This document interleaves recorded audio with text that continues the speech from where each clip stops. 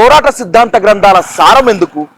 నా ఇంటి ముందు నడిచి వెళ్లిన జగిత్యాల జైత్రయాత్ర ఉండగా అని నెత్తురు మండించే కవిత్వం రాశాడు మహాకవి అలిశెట్టి ప్రభాకర్.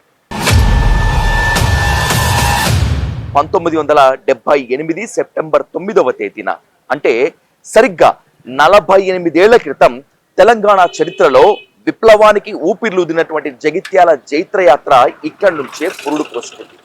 అలాంటి జగిత్యాల ఇప్పుడు తెలంగాణలో మరోసారి హాట్ టాపిక్ గా నిలిచింది. కేసీఆర్ రావాలి, రేవంత్ రెడ్డి పోవాలి అనే గర్జిస్తున్నటువంటి జీవన్ రెడ్డి కరెక్ట్ గానే స్టెప్ తీసుకుంటున్నారా, లేకపోతే రాజకీయంగా తప్పటడుగు వేస్తున్నారా? ఓటుకు నోటు కేసులో నిందితులుగా ఆరోపింపబడ్డటువంటి వాళ్ళు ముఖ్యమంత్రి, రాజ్యమంత్రి, రాజ్యసభ. రేవంత్ రెడ్డితో ఈ టజల్ పోరాటం అవసరమంటారా? మరి రేవంత్ రెడ్డి గారు తీసుకునే నిర్ణయాలు ఇవి కూడా కాంగ్రెస్ పార్టీ అధిష్టానం ఆలోచన విధానానికి అనుగుణంగా జరగడం లేదు.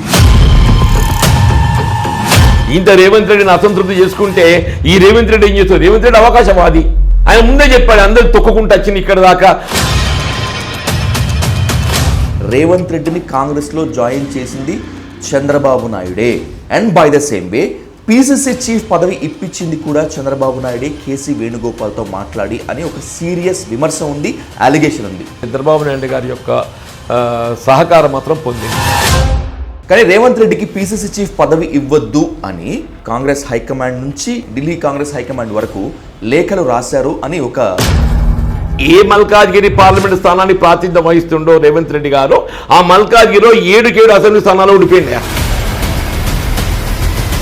ఈ 2.5 సంవత్సరాలు నువ్వు ఏం సాధించినవే?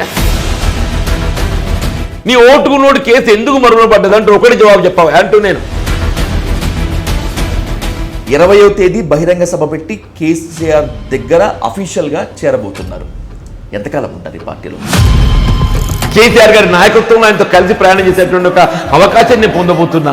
రేవంత్ రెడ్డి పోవాలి, కేసీఆర్ రావాలి. బుక్కు గుండెను ఒక్కసారన్నదాకాలనున్నదే, ఆ బక్క పలసని పెయ్యి నత్తుకోవాలని ఉన్నది. ఆయన పేరు చెప్తే నీతి నిజాయితీలు మాత్రమే కాకుండా ఎక్కడా తలొగ్గని జీ హుజూర్ అనని పోరాటం కూడా గుర్తుకొస్తుంది. ఇది ఆయన క్యాడర్కు, ఆయన్ను విపరీతంగా ప్రేమించేటువంటి వాళ్లకు కాలర్ ఎగరేసుకొని చెప్పగలిగేటువంటి అసెట్. 75 ఏళ్ల వయసులో ఇంత తండ్లాట, ఇంత పోరాటం అవసరమా? కాస్త తగ్గితే తప్పేముంది, లేనిపోని పంతాలకు పట్టింపులకు పోతున్నారు. ఇది ఆయన్ను వ్యతిరేకించేటువంటి వాళ్ళు చేస్తున్నటువంటి కామెంట్. ఆత్మగౌరవం ఉండేవాడికి తెలుస్తుంది పోరాటం ఏంటో, తగ్గటం అంటే ఏంటో అనేటువంటిది రాజకీయాల్లో ఎప్పుడూ సాధ్యం కాదు అనేటువంటి ఈ టాపిక్లో ఎందుకని ఇప్పుడు ఆయన పార్టీ మారుతున్నారు, విప్లవాన్ని తెలంగాణ రాజకీయాల్లో తీసుకొస్తానని ఎందుకు ప్రతిరకూడారు? ఇదే అంశంతో పాటు తెలంగాణలో నెలకొన్న రాజకీయ పరిస్థితులపై ఇన్ డెప్త్గా డిస్కస్ చేద్దాం.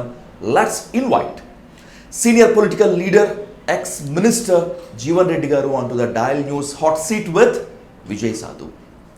సార్ నమస్కారం. నమస్కారం సార్. మనసులో ఏది పెట్టుకోరు, ఎదుటి వాళ్ళు ఎంత పెద్దవాళ్ళైనా ఎవరైనా కూడా కుల్లా కుండబద్దలు కొట్టినట్టుగా చెప్తారు. మీతో ఇంటర్వ్యూ హైదరాబాద్లో చేయొచ్చు సార్, కాస్త లేటుగా అయినా కూడా, కానీ జగిత్యాలలో చేస్తేనే కాస్త కిక్ ఉంటుంది కాబట్టి అంత దూరం నుంచి travel. Thank you sir. Thank you so much sir. First of all 45 ఏళ్లకు పైగా రాజకీయ ప్రస్థానం ఇది. ఇప్పుడు మీకు 75 ఏళ్ళు.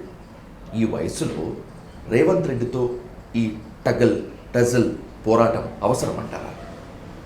అంటే ఇప్పుడు రాజకీయంగా అంటే ప్రజా జీవితంలో ఏదైతుందో మనం ఏదైనా కానీ కొన్ని విధి విధానాలు ఒక ప్రజాస్వామ్యయుతంగా ఏదైతుందో ఆత్మాభిమానం, ఆత్మగౌరవం, బేసిక్గా ప్రజా జీవితమే గౌరవప్రదమైనటువంటి ఒక గుర్తింపు పొందటానికి మనం ఎప్పుడైతే ఆ గౌరవప్రదమైనటువంటి గుర్తింపు పొందలేకపోతున్నామో డెఫినెట్గా అప్పుడు ఏదైతుందో ఎవరికైనా ఆత్మాభిమానం దెబ్బతింటుంది.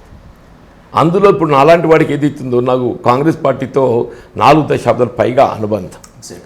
ఒక విధంగా రాష్ట్రంలో నేనే కాంగ్రెసే నేను అనే విధంగా ఏదైతున్నదో సరే ఒక ఎన్నికల్లో గెలిచినా ఓడినా కానీ ఏదైతుందో కాంగ్రెస్ పార్టీ పటిష్టత కొరకు మీకు నేను గుర్తు చేయదలుచుకున్న 1996 ఎప్పుడైతే బై ఎలక్షన్స్ వచ్చినాయో 94 elections I lost. Then Chandrababu Naidu has become the chief minister. అప్పుడు ఉమ్మడి రాష్ట్రంలో ఏదైతుందో కేవలం కాంగ్రెస్ పార్టీ 26 స్థానాలు మాత్రం కలిగి ఉన్నది. నాట్ ఈవెన్ గుర్తింపు పొందిన ప్రతిపక్ష పార్టీ హోదా కూడా పొందలేకపోయింది. నాకు నా పైన గెలిచిన రమణ గారు ఏదైతున్నదో పార్లమెంటుకు ఎలివేట్ కావటము, ఉప ఎన్నిక రావటము, ఆ ఎన్నికల్లో రాష్ట్రంలోనే కాదు బహుశా నేను అనుకుంటే దేశంలో కూడా ఒక ప్రతిపక్ష పార్టీ అభ్యర్థి ఉప ఎన్నికల్లో బై ఎలక్షన్లలో I won with 54,000 votes out of the 1 lakh votes got polled. And it is a 73% and above. ఒక ప్రతిపక్ష ప్రతిపాదిత అభ్యర్థి ఉప ఎన్నికల్లో నేను గెలిస్తే ప్రతిపక్షంలో కూర్చుంటా. ప్రజలు ఏదైతే ఉందో నేను ప్రతిపక్షంలో కూర్చున్నప్పటికీ కూడా వీళ్ళు ఈ ప్రాంత ప్రజల యొక్క హక్కులను కాపాడడం ఏదైతుందో తను సమర్థవంతంగా పాత్ర నిర్వహించగలుగుతున్న ఒక భావనతోని నాపై విశ్వాసంతో నన్ను గెలిపించడం జరిగింది. ఇఫ్ ఫర్దర్ 2006-08 తీసుకుంటే అప్పుడు తెలంగాణ రాష్ట్ర ఏర్పాటు ఉద్యమం బలోపేతం కొరకు కేసీఆర్ గారు ఏదైతుందో కేంద్ర మంత్రిగా ఉండి ఆయన కేంద్ర మంత్రి పదవికి రాజీనామా చేయడంతో అప్పుడు ఏదైతుందో రాష్ట్రంలో మంత్రిగా ఉన్నట్టు సత్యనారాయణ గారితో కొన్ని ఛాలెంజెస్, దాంతో వారు రాజీనామా చేయడం కేసీఆర్ గారు న్యాచురల్గా ఎప్పుడైతే రాజీనామా చేసి ఉప ఎన్నికలు తెర మీదకి వస్తాయో ఆ challenges vent between KCR and Satyanarayana Rao. Satyanarayana was biggest tallest personality ఆయన డెఫినెట్లీ. కానీ ఎన్నికల పోటీకి వచ్చే వరకు ఏదైతే వస్తారు కేసీఆర్ గారిని ఎదుర్కోగలటువంటి యోధుడు ఎవరు కాంగ్రెస్ పార్టీలో అని చెప్పని అప్పుడు జాతీయ స్థాయిలో మరి నన్ను గుర్తించి ఉప ఎన్నికల్లో నిలపడం జరిగింది 2006లో. అట్లా 2008లో కూడా నేను కేసీఆర్ గారికి ప్రత్యర్థిగా కాంగ్రెస్ పార్టీ ప్రతినిధిగా నేను ఎన్నికల్లో పోటీ చేయడానికి కాంగ్రెస్ పార్టీ అధిష్టానం ఏదైతే నన్ను ఎంచుకున్నది. అంటే ఏంటి, ప్రజల్లో నాకు ఉండేటువంటి ఒక విశ్వాసం, సానుకూలత, always I stand by the people.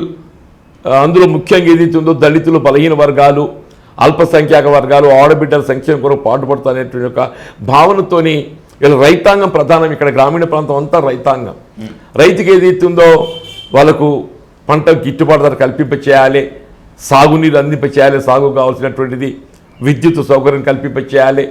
ఇట్లాంటి అన్నీ కూడా ఏదైతే ఎప్పుడు రైతాంగానికి అందుబాటులో ఉంటాయి. కాబట్టి నేను గుర్తింపు పొంది నాకు మరి నన్ను ఏదైతుందో అన్న కాంగ్రెస్ పార్టీ కేసీఆర్ గారికి వ్యతిరేకంగా ప్రత్యర్థిగా ఏదైతుందో నన్ను ఎంచుకొని పోటీకి నిలిపింది.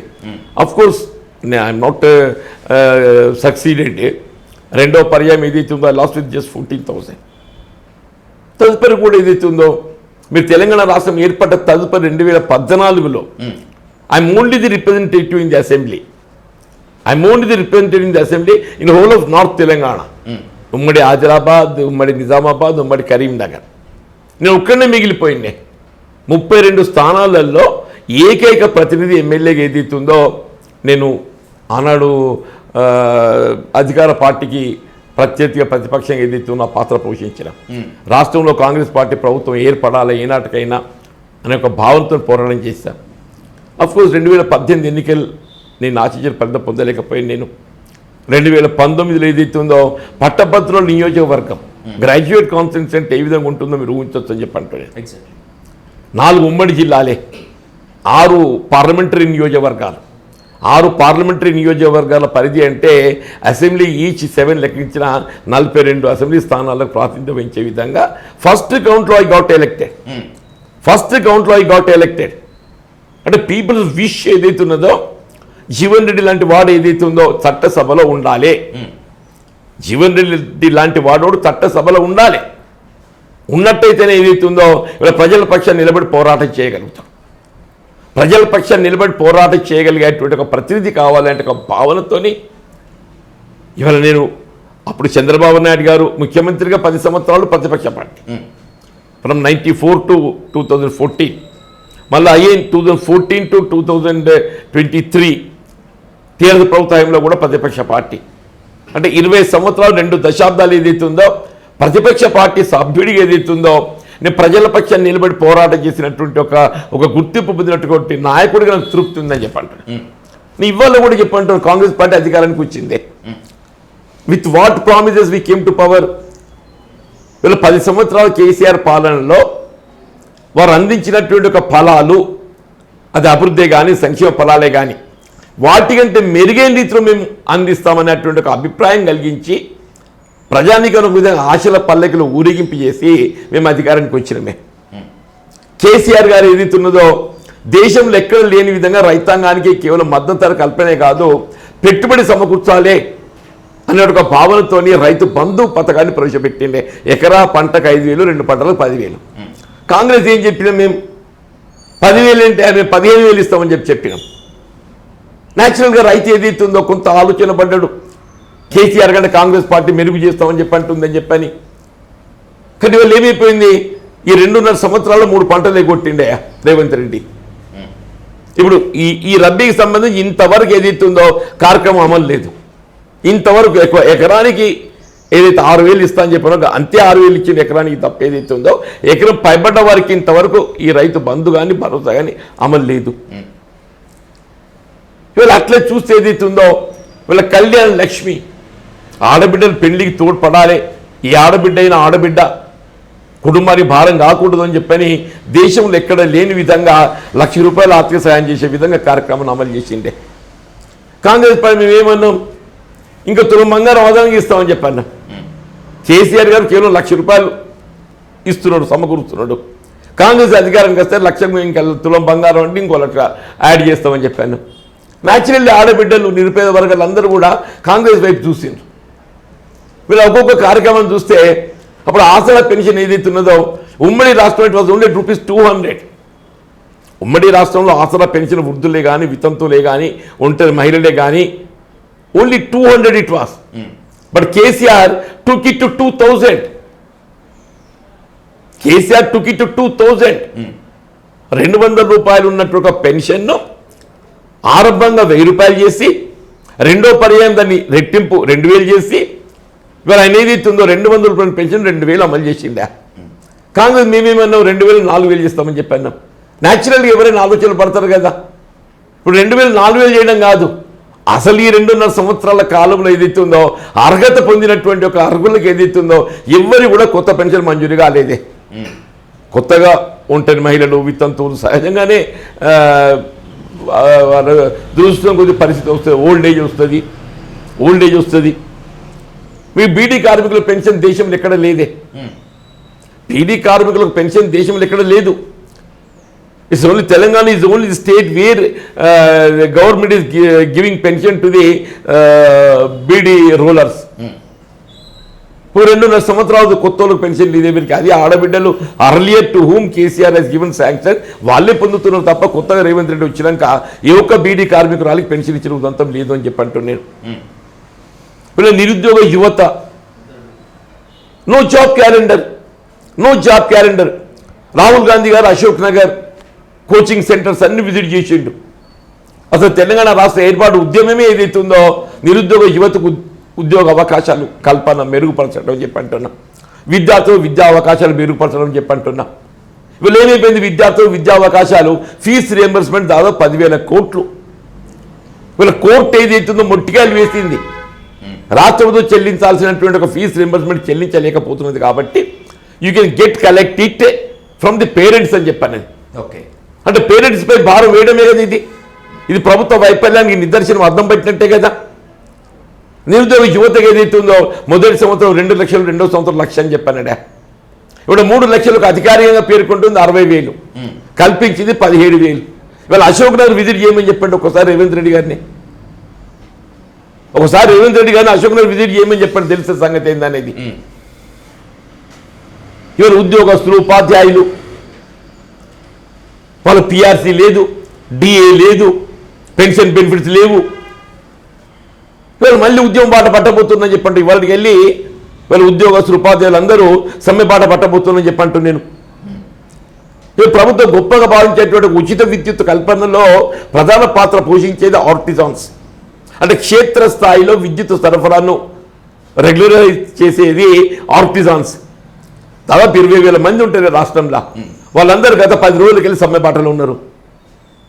ఆర్టీసీ కార్మికులు ఆడబిడ్డలకు ఉచిత రవాణా సౌకర్యం కల్పిస్తామని చెప్పి అంటున్నాం కదా, అదే ఉచిత రవాణా సౌకర్యం కల్పనలో ప్రధాన పాత్ర పోషిస్తున్నటువంటి ఒక ఆర్టీసీ కార్మికులు, డ్రైవర్సే కానీ కండక్టర్సే కానీ రేపు 22 ఏప్రిల్ వాళ్ళు సమ్మె బట్టబోతూ రథచక్రాలు నిలవబోతున్నాయని చెప్పి అంటున్నాను. Which section is satisfied? I don't say happy, you leave the happy. Okay, happy ఉంటే కేవలం రేవంత్ రెడ్డి బ్యాండ్ వ్యాగన్ ఆయన అనుచర వర్గం తృప్తి ఉండొచ్చు, కానీ ఏదైతే ఉందో రాష్ట్ర ప్రజానీకం, రైతాంగం, రైతు కూలీలు, భూమి లేని నిరుపేదలు ఉన్నారని చెప్పి అంటూ నేను భూమి లేని నిరుపేదలకు ఏదైతుందో నెల 1,000 రూపాయలు పారితోషికం ప్రోత్సాహం ఇస్తామని చెప్పానడా. సంవత్సరానికి 12,000 ఇంతవరకు లేదు. ఆటో కార్మికులకు నెలకు 1,000 రూపాయలు ఇస్తా అని చెప్పానడు. 2.5 సంవత్సరాలు గడిచింది, రూపాయి లేదు.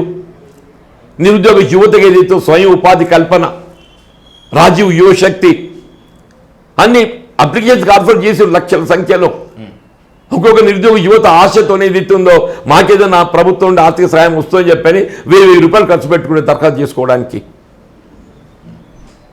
2.5 సంవత్సరాలు గడుస్తుంది. ఇంతవరకు ఏ ఒక్క నిరుద్యోగ యువతకు ఏదైతే ఉందో ప్రభుత్వం వెళ్ళి ఆర్థిక సహాయం రాలేదు. కాంట్రాక్ట్ అవుట్ సోర్సింగ్ ఉద్యోగస్తులు, వాళ్ళ ఉద్యోగాలు ఎప్పుడు ఉడితో ఎవరికి తెలుస్తలేదని చెప్పి అంటున్నా.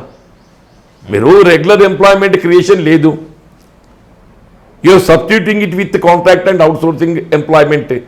ఇవాళ గత ప్రభుత్వంకి వెళ్ళి వాళ్ళు కొనసాగుతున్నారు. వాళ్ళ అభద్రతతో ఏదైతుందో వాళ్ళు వాళ్ళ వాళ్ళ ఆ కాంట్రాక్ట్ అవుట్ సోర్సింగ్ కూడా ఎప్పుడు ఉంటుందో తెలియని పరిస్థితి ఏర్పడదని చెప్పి అంటాడు. నీ గ్రామీణ ప్రాంత నిరుపేద వర్గాలు, బలహీన వర్గాలు, సమాజంలో అత్యంత నిరుపేద వర్గాలు, సామాజిక వెనుకబడతానికి గురవుతున్న వాళ్ళు ఏదైతుందో బలహీన వర్గాలు, వాళ్ళ సోషల్ జస్టిస్ 42% రిజర్వేషన్ స్థానిక సంస్థల ఎన్నికలు కల్పిస్తామని చెప్పానమే. వాళ్ళకు విద్యా ఉద్యోగాలను కల్పిస్తామని చెప్పాను, లేదు, ఏది లేదు. మీరు చెప్తున్నట్లు కాంగ్రెస్ గవర్నమెంట్ పైన ఎంతో కొంత వ్యతిరేకత ఉన్నమాట వాస్తవమే. విద్యార్థులు, నిరుద్యోగుల దగ్గర నుంచి అసంతృప్తి ఉన్నమాట వాస్తవమే. జీవన్ రెడ్డి గారు, వీళ్ళందరూ ఒక ఎత్తు, మీరు అసంతృప్తితో బయటికి వచ్చారు అనేటువంటిది ఇంకొక మాట ఒక ఎత్తు. ఇది ఆరోపణ, మీరు నిజంగా అసంతృప్తితో బయటకు వచ్చారా? నేను నిజంగానే ప్రభుత్వం పట్ల ఏదైతుందో అసంతృప్తి డస్ మీన్ అసలు ఏ కాంగ్రెస్ పార్టీ ఆధ్వర్యంలో నేను 4 దశాబ్దాల కాలం పాటు పనిచేయడం జరిగిందో,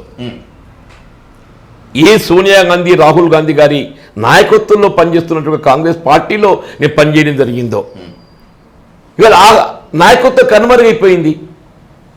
ఆ నాయకత్వం కనుమరుగైపోయింది. ఎందుకు? Rahul Gandhi, Priyanka Gandhi they are there.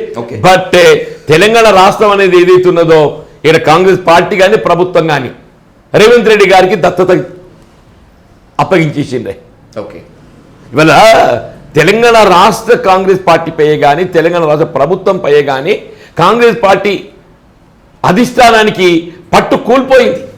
ఇవాళ రేవంత్ రెడ్డి గారు తీసుకునే నిర్ణయాలు ఇవి కూడా కాంగ్రెస్ పార్టీ అధిష్టానం ఆలోచన విధానానికి అనుగుణంగా జరగడం లేదు. మీరు చెప్తున్న పరిస్థితి నిజంగానే ఉంటే అది కాంగ్రెస్ హైకమాండ్ అసమర్థత లేకపోతే రేవంత్ రెడ్డి సమర్థత అనుకుందామా? నేను డెఫినెట్లీ కాంగ్రెస్ పార్టీ అధిష్టానం నిర్లిప్తత. ఒకవైపు ఏదైతుందో జాతీయ స్థాయిలో వీళ్ళ కాంగ్రెస్ పార్టీ వీళ్ళ కేవలం కర్ణాటక, తెలంగాణ, హిమాచల్ ప్రదేశ్ లాంటి రాష్ట్రాల్లో అధికారంలో ఉన్నదే. హిమాచల్ ప్రదేశ్ చిన్న రాష్ట్రం, కర్ణాటక అది ఎప్పుడేమైతే తెలియదు, ఇక మిగిలింది తెలంగాణ రాష్ట్రం. ఈ రేవంత్ రెడ్డిని అసంతృప్తి చేసుకుంటే ఏం చేస్తాడు రేవంత్ రెడ్డి? ఓకే, రేవంత్ రెడ్డిని అసంతృప్తి చేసుకుంటే ఈ రేవంత్ రెడ్డి ఏం చేస్తాడు? రేవంత్ రెడ్డి అవకాశవాది, he no commitment for Congress party. ఆయన ముందే చెప్పాడు, అందరూ తొక్కుకుంటూ వచ్చింది ఇక్కడ దాకా, నా లక్ష్యం ఒకటే, ముఖ్యమంత్రి కావాలని ఉండే ముఖ్యమంత్రి అయినా అని చెప్పని. ఈ join into Congress party in 2017 exactly. ఆయన తెలుగుదేశం పార్టీ శాసనసభ్యుడికి ఎంపికై ఉండే తెలంగాణ రాష్ట్రంలో తెలుగుదేశం పార్టీకి ఉనికి లేదు. టీఆర్ఎస్ పార్టీ ప్రత్యర్థిగా ఏదైతే ఉందో రేపు భవిష్యత్తులో అవకాశం ఉంటే కాంగ్రెస్ పార్టీకే ఉంటుంది. కాంగ్రెస్ పార్టీలో ఏది ఉన్న నాయకత్వాన్ని ఏ విధంగా అధిగమించవచ్చు.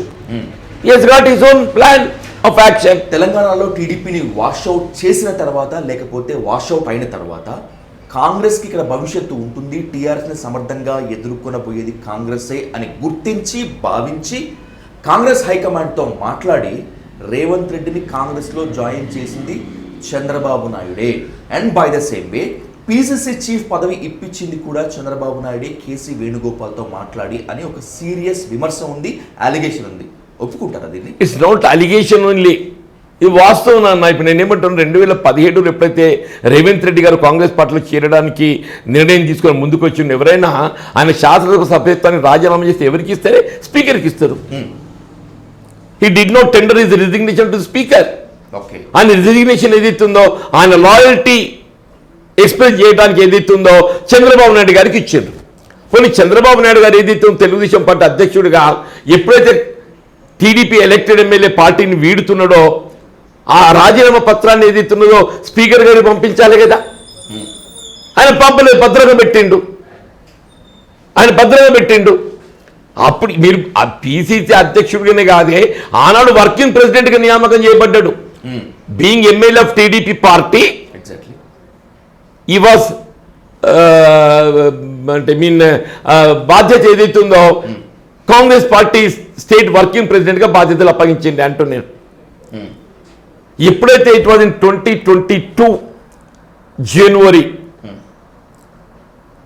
మేడం ఏదైతుందో, నేను కొత్త ఏదైతే అందరినీ అంటే కలుపుగోలు ఉంటానే కాదు, సమన్వయం చేయడమనే కానీ ఉంటా సీనియర్ కాంగ్రెస్ లీడర్గా భావించి ఏదైతుందో పిసిసి ప్రెసిడెంట్గా జీవన్ రెడ్డి గారు ఉంటే బాగుంటుందని ఒక అభిప్రాయానికి వచ్చి నిర్ణయం తీసుకోవడం జరిగింది. What my question is Jeevan Reddy గారు, తెలంగాణ పిసిసి చీఫ్గా మీరు కావాలనుకున్నారా, లేకపోతే మీరైతే బాగుంటుందని మీ కార్యకర్తలు అనుకున్నారా, లేకపోతే హైకమాండ్ అనుకున్నారా? హైకమాండ్ భావించింది అన్న. ఇక్కడ గమనించాల్సింది ఏదైతుందో, నాకంటూ నేను ఏదైతుందో నాకు అధ్యక్ష పదవి కావాలని చెప్పి ఎక్కడ నేను ప్రతిపాదించలేదు. ఓకే, కాంగ్రెస్ పార్టీ అధిష్టానం ఏదైతుందో అప్పుడున్న పరిస్థితుల్లో జీవన్ రెడ్డి గారు లాంటి నాయకుడు అయినట్టయితే, ఆయన సౌమ్యుడు, వాళ్ళు ఏదైతుందో కాంగ్రెస్ పార్టీ ఉన్నటువంటి ఒక భిన్నాభిప్రాయాలు గల నాయకులందరినీ కూడా ఐక్యం చేయగలుగుతున్న భావనతో ఏదైతుందో, నీట్ పర్సన్ అని ఒక భావనతో ఏదైతుందో నన్ను గుర్తించింది. గుర్తించి it was to announce on 5th of January 2022. Okay, even after approval of the madam Gandhi. అప్పుడు ఇదే జానారెడ్డి గారితో ఏదైతుందో రేవంత్ రెడ్డి గారి యొక్క సహచర వర్గం రేవంత్ రెడ్డి గారు అప్పుడు సాగర్ ఎన్నికుంది, నాగార్జున సాగర్ ఉప ఎన్నికున్నది. ఈ సాగర్ ఉప ఎన్నికపై దీని ప్రభావం పడుతుంది కాబట్టి ఈ పిసిసి అధ్యక్షుడి నియామకం ఏదైతుందో మీరు అబైన్స్లో పెట్టండి, తదుపరి ఏదైతుందో నిర్ణయం తీసుకుని ప్రకటింప చేయొచ్చు అని చెప్పని జానారెడ్డి గారితో ఉత్తర్వులు రాపించారు అధిష్టానానికి. ఇక జానారెడ్డి అప్పుడు అభ్యర్థిగా కాబోతుండు. అభ్యర్థులు పెట్టిన ఎన్నికల్లో జానారెడ్డి ఆశించిన ఫలితం పొందలేకపోయిండు. నన్ను ప్రకటిస్తే ఆయన గెలుపు ఇబ్బంది అవుతుంది, నాకు నల్గొండ నాయకులతో సహకరించదని చెప్పని ఒక భావన తెరపైకి పట్టుకొచ్చిండు. ఓకే, మరి ఏమైంది, ఆయన గెలిచి వచ్చిందా? ఈ లోపల మీరు అన్నట్టు చంద్రబాబు నాయుడు పాత్ర, ఆయన ప్రవేశించిండు. వీళ్ళు ఫండ్ మొబిలైజేషన్ కానీ ఇతరత్ర కానీ అన్ని విధాలు ఏదైతుందో రేవంత్ రెడ్డి సమర్థుడు, వీళ్ళు మేము పక్కకెళ్ళి ఏదైతే నేను కూడా తోడ్పడతా, జీవన్ రెడ్డి గారు ఏదైతుందో సౌమ్యుడే కావచ్చుగాక, వివాదాస్పదుడే కావచ్చుగాక, వివాద రహితుడే కావచ్చుగాక, కానీ funds mobilisation is also more important. That can be done only with the Revanth Reddy. From here we will back అని చంద్రబాబు నాయుడు గారు ఏదైతుందో మరి ఒక విధంగా కాంగ్రెస్ పార్టీ అధిష్టానాన్ని ఇన్ఫ్లుయెన్స్ చేయడం నిర్ణయం ఏదైతే రేవంత్ రెడ్డి గారు పిసిసి అయినా నేను రికన్సైల్ ఐ నెవర్ ఫెల్ట్. కానీ రేవంత్ రెడ్డికి పిసిసి చీఫ్ పదవి ఇవ్వద్దు అని మీరు రాహుల్ గాంధీకి ఇంకా క్లియర్ కట్గా చెప్పాలంటే తెలంగాణ కాంగ్రెస్ హైకమాండ్ నుంచి ఢిల్లీ కాంగ్రెస్ హైకమాండ్ వరకు లేఖలు రాశారు అని ఒక నేను ఏదైతుందో నేను నాకు కావాలని కూడా లేఖ రాయలేదే. అంతేనా? నేను రేవంత్ రెడ్డి గారికి ఇవ్వద్దని కాదు, నాకు కావాలని కూడా నేను లేఖ రాయలేదు. It was a proposal mooted by the high command, not by anybody. ఆశలు కల్పించింది వాళ్ళే, ప్రతిపాదన తీసుకొచ్చింది వాళ్ళే, నడి రోడ్లో వదిలేసింది వాళ్ళే. ఓకే, సరే వదిలేయండి. సరే, రేవంత్ రెడ్డి గారు సమర్థుడు, యువకుడు, ఉత్సాహవంతుడు, ప్రజల్ని ఏదైతుందో కొంత ఆకర్షించగలుగుతారని చెప్పి ఆయన అధ్యక్షుడు చేసిండే. అంతవరకు కాంగ్రెస్ లో చేరే నాటికే రేవంత్ రెడ్డి ఓటుకు నోటు కేసులో ఉన్నారు, అప్పటికే జైలుకి వెళ్ళొచ్చారు. కాంగ్రెస్ లో చేర్చుకోవటమే ఒక పెద్ద మిరాకిల్ అనుకుంటే జీవన్ రెడ్డి గారు మళ్ళీ టీపీసీసీ చీఫ్ పదవి ఇవ్వటం ఎక్కడ బోల్తా పడింది కాంగ్రెస్ హైకమాండ్? అయితే ఇప్పుడు కాంగ్రెస్ పార్టీ సార్, దయచేసి మీరు అంశాన్ని లేవనెత్తిన కాబట్టి అసలు ఇప్పుడు ఓటుకు నోటు కేసు ఏమైందే? కాంగ్రెస్ పార్టీ ఏదైతుందో ఓటుకు నోటు ఆరోపణ దాన్ని ఏదైతుందో ఎదుర్కొంటూ ఓటుకు నోటు అనేది ఇవాళ కరప్షన్ అనేది both sides it will work. Okay, ఇప్పుడు అవినీతి ఆరోపణలు ఎదుర్కోవటం అంటే బోత్ ఎవరైతే ఆమోదిస్తాడో తీసుకుంటాడో లంచం ఆఫర్ చేసేవాడు కూడా దోషే. అంతే. కట్నం తీసుకోవటం ఎలాగైతే నేరమో, కట్నం ఇవ్వడం కూడా నేరమే. లంచం తీసుకోవటం నేరమే, లంచం ఇవ్వడం నేరమే. అంతే. ఇప్పుడు రేవంత్ రెడ్డి గారిపై ఆరోపణ ఏంటి? ఆయన లంచం ఇచ్చే ప్రయత్నం చేసిందని నిర్దిష్టమైన ఆరోపణ. ఇవాళ ఏ చట్టసభకి ఎంపికైన ఒక ప్రతినిధిపై ఏదైతుందో ఏదైనా న్యాయస్థానంలో కేసు ఆరోపింపబడ్డట్టయితే ఒక నిర్దిష్టమైన సమయం, ఒక సంవత్సర కాలంలో డిస్పోజ్ కావాలి. ఇది సుప్రీంకోర్టు గైడ్ లైన్స్. మరి దశాబ్ద కాలం గడిచిపోయిందే, మరి ఏమైతుందో? న్యాయస్థానాలు ఏం చేస్తున్నాయో, మరి రాజకీయ పార్టీలు ఏం చేస్తున్నాయో? అప్పుడు ఆరోపించింది కాంగ్రెస్ పార్టీ, బీజేపీ. అప్పుడు ఆరోపించింది కాంగ్రెస్ పార్టీ, బీజేపీ. అదే ఆరోపించిన కాంగ్రెస్ పార్టీ ఏదైతుందో రేవంత్ రెడ్డి గారికి పట్టం కట్టింది బీజేపీ. ఇవాళ why BJP is keeping silent? Revanth Reddy గారు ఏదైతుందో, చంద్రబాబు నాయుడు గారు మధ్యవర్తిగా ఏదైతుందో ఇవాళ బీజేపీతో కొనసాగిస్తున్నట్టు సంబంధాలని చెప్పకనే చెప్తుంది. పేరుకు తెలంగాణలో ఉన్నది కాంగ్రెస్ గవర్నమెంట్ కానీ, ఉన్నది కాంగ్రెస్ సీఎం రేవంత్ రెడ్డి కానీ, తెలంగాణలో మేజర్ పాలసీలు, అడ్మినిస్ట్రేషన్ని గైడ్ చేస్తోంది, రూల్ చేస్తోంది ఇద్దరే. ఒకటి చంద్రబాబు నాయుడు, రెండవది బీజేపీ హైకమాండ్ అనేటువంటిది చాలా సీరియస్ అలిగేషన్. దీన్ని ఒప్పుకుంటారా, లేకపోతే మీరు ఇంకో కొత్త ఆరోపణని తెర మీదకి తీసుకొస్తారా? ఏదన్నా ఇప్పుడు నేను ముందే చెప్పాను, కాంగ్రెస్ పార్టీ అధిష్టానం ఏదైతుందో తెలంగాణ రాష్ట్రం రేవంత్ రెడ్డి గారి ఆ ప్రభుత్వంపై పట్టు కోల్పోయింది. కాంగ్రెస్ పార్టీపై ఏదైతుందో పట్టు కోల్పోయింది. ఇవాళ మీరు ఏ రాజకీయ పార్టీ ప్రభుత్వం కానీ మేము ఎన్నికలు చేసే ప్రణాళికపై దృష్టి పెట్టాలి. మీ ఎన్నికల్లో హైడ్రా మా ప్రణాళికలో లేదు. మా ప్రణాళికలో ప్రాణహిత తమ్మడేటి వద్ద ఏదైతుందో నిర్మాణం చేసి ఇవాళ మేడిగడ్డకు ప్రత్యామ్నాయంగా ఒక లిఫ్ట్తో నీరు తీసుకొచ్చి ఎల్లంపల్లిలో కలపాలని చెప్పారు ఒక ప్రతిపాదన. ఇవాళ 3 బడ్జెట్లు గడిచిపోయినాయి, ఇంతవరకు ఏదైతుందో డిజైన్ లేదు, డిపిఆర్ లేదు. ఇవాళ ఏ మేడిగడ్డ బ్యారేజ్ కృంగిపోవటానికి ఏదైతుందో కేసీఆర్ దోషికి ఎత్తి చూపడానికి ఏదైతే ప్రయత్నం చేయడం జరుగుతుందో ఇవాళ అదే దిక్కు అవుతుంది ఆ మేడిగడ్డనే. ఆ మేడిగడ్డ లేకుండా తెలంగాణ భవిష్యత్తు లేదు అని చెప్పంటూ నేను.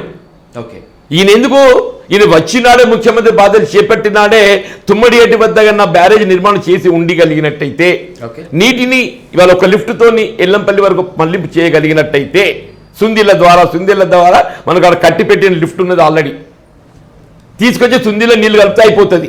అంత 10,000 కోట్ల కంటే ఎక్కువ కాదు. 3 ఏళ్ళు ఏదైతుందో ఆయన కిందికి నీళ్ళు వదిలేటట్టు పోలవరకు వదలడానికి చంద్రబాబు నాయుడు గారి పట్ల గురుదక్షిణ ఆయన దాన్ని వదిలేసి పెట్టేసిండే.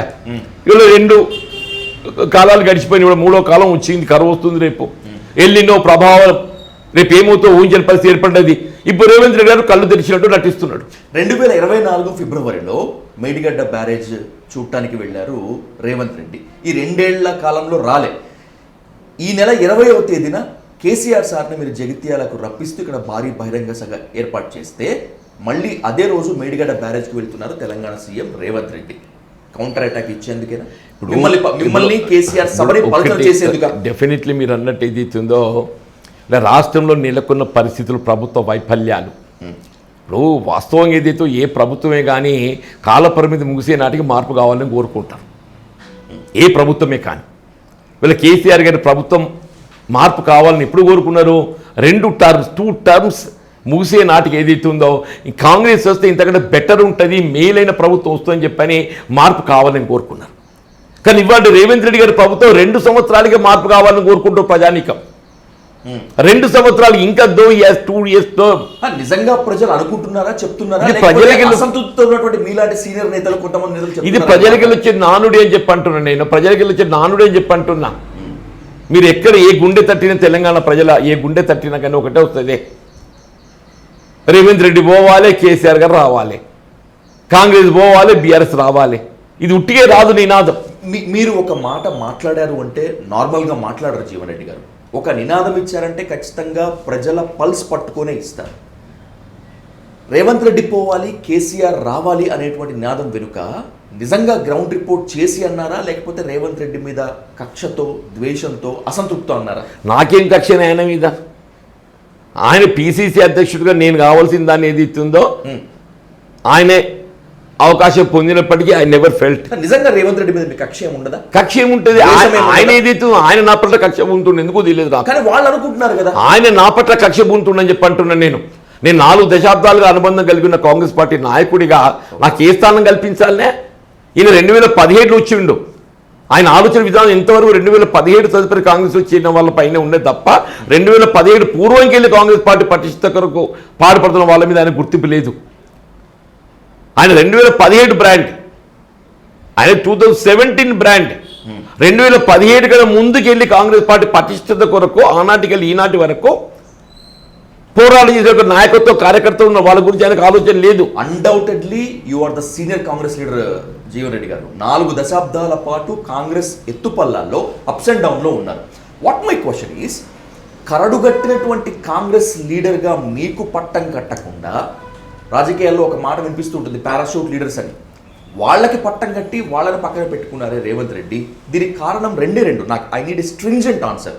మీ వల్ల ఎప్పటికైనా థ్రెట్ ఉంటుంది అని రేవంత్ రెడ్డి భావించారా, లేకపోతే మీకు మంచి పదవి ఇచ్చి మీకు గుర్తింపు వస్తే ఆయన్ని డామినేట్ చేస్తారు, రాబోయేటువంటి రోజుల్లో సీఎం అభ్యర్థిగా మీరు నిలబడతారనేటువంటి భయంతో ఉన్నారా? ఇప్పుడు ఏమైనా ఆయన ఇంతవరకు ఆయన అనుచర వర్గానికి పదవులు బాధ్యతలు కల్పించాలనే ఒక ఆలోచనతోనే ముందుకు పోయిన తప్ప ఏదైతే ఉందో, అంటే ఒరిజినల్లీ ఇప్పుడు ఆయన 2017 వచ్చిండే. ఆయన మచ్ బిఫోర్ 3 దశాబ్దాల సీనియర్ నేను. ఆయన అవును 30 సంవత్సరాల సీనియర్ అని చెప్పి అంటున్నాను. ఎగ్జాక్ట్లీ అవును.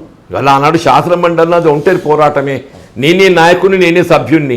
నాకు ఆ పక్కన ఎవరు లేరు, ఈ పక్కన ఎవరు లేరు. ఒంటరి పోరాటం నిజంగానే నేను పార్టీ మారాలని చెప్పి భావించినట్టయితే నాకు పార్టీ చట్టం కూడా అడ్డు లేదు. బికాజ్ ఐ వాజ్ లోన్ మెంబరే. నాకు డిఫెక్షన్ లా కూడా నాకు అడ్డు లేదు. అయినా నేను కాంగ్రెస్ పార్టీ పట్ల అంకిత భావంతో ఏదైతుందో కాంగ్రెస్ పార్టీ బలోపేత కూడా పనిచేసింది. నాకు ఇంక 20 మాసాలకు టర్మ్ ఉండే అని చెప్పి అంటున్నాను. మల్కాజ్గిరి పార్లమెంట్ స్థానాన్ని ప్రాతినిధ్యం వహిస్తుండో రేవంత్ రెడ్డి గారు, ఆ మల్కాజ్గిరిలో 7 అసెంబ్లీ స్థానాలు ఓడిపోయింది. నిజంగానే రేవంత్ రెడ్డి గారి నాయకత్వంలో, మరి ఆయన నాయకత్వంతోనే గట్ట కాంగ్రెస్ పార్టీ ప్రభుత్వం అధికారానికి వచ్చి ఉండనట్టయితే ఆయన ప్రాతినిధ్యం వహిస్తున్న మల్కాజ్గిరిలో 7 ఓడిపోయిండే. అయినా కానీ ఏది ఇస్తుందో సరే, ఆయన పిసిసి అధ్యక్షుడు కాబట్టి ఆయనను ముఖ్యమంత్రిగా నియామకం చేసిండ్రు, కొనసాగిస్తున్నారు. మరి నేనేం తప్పు చేశానే?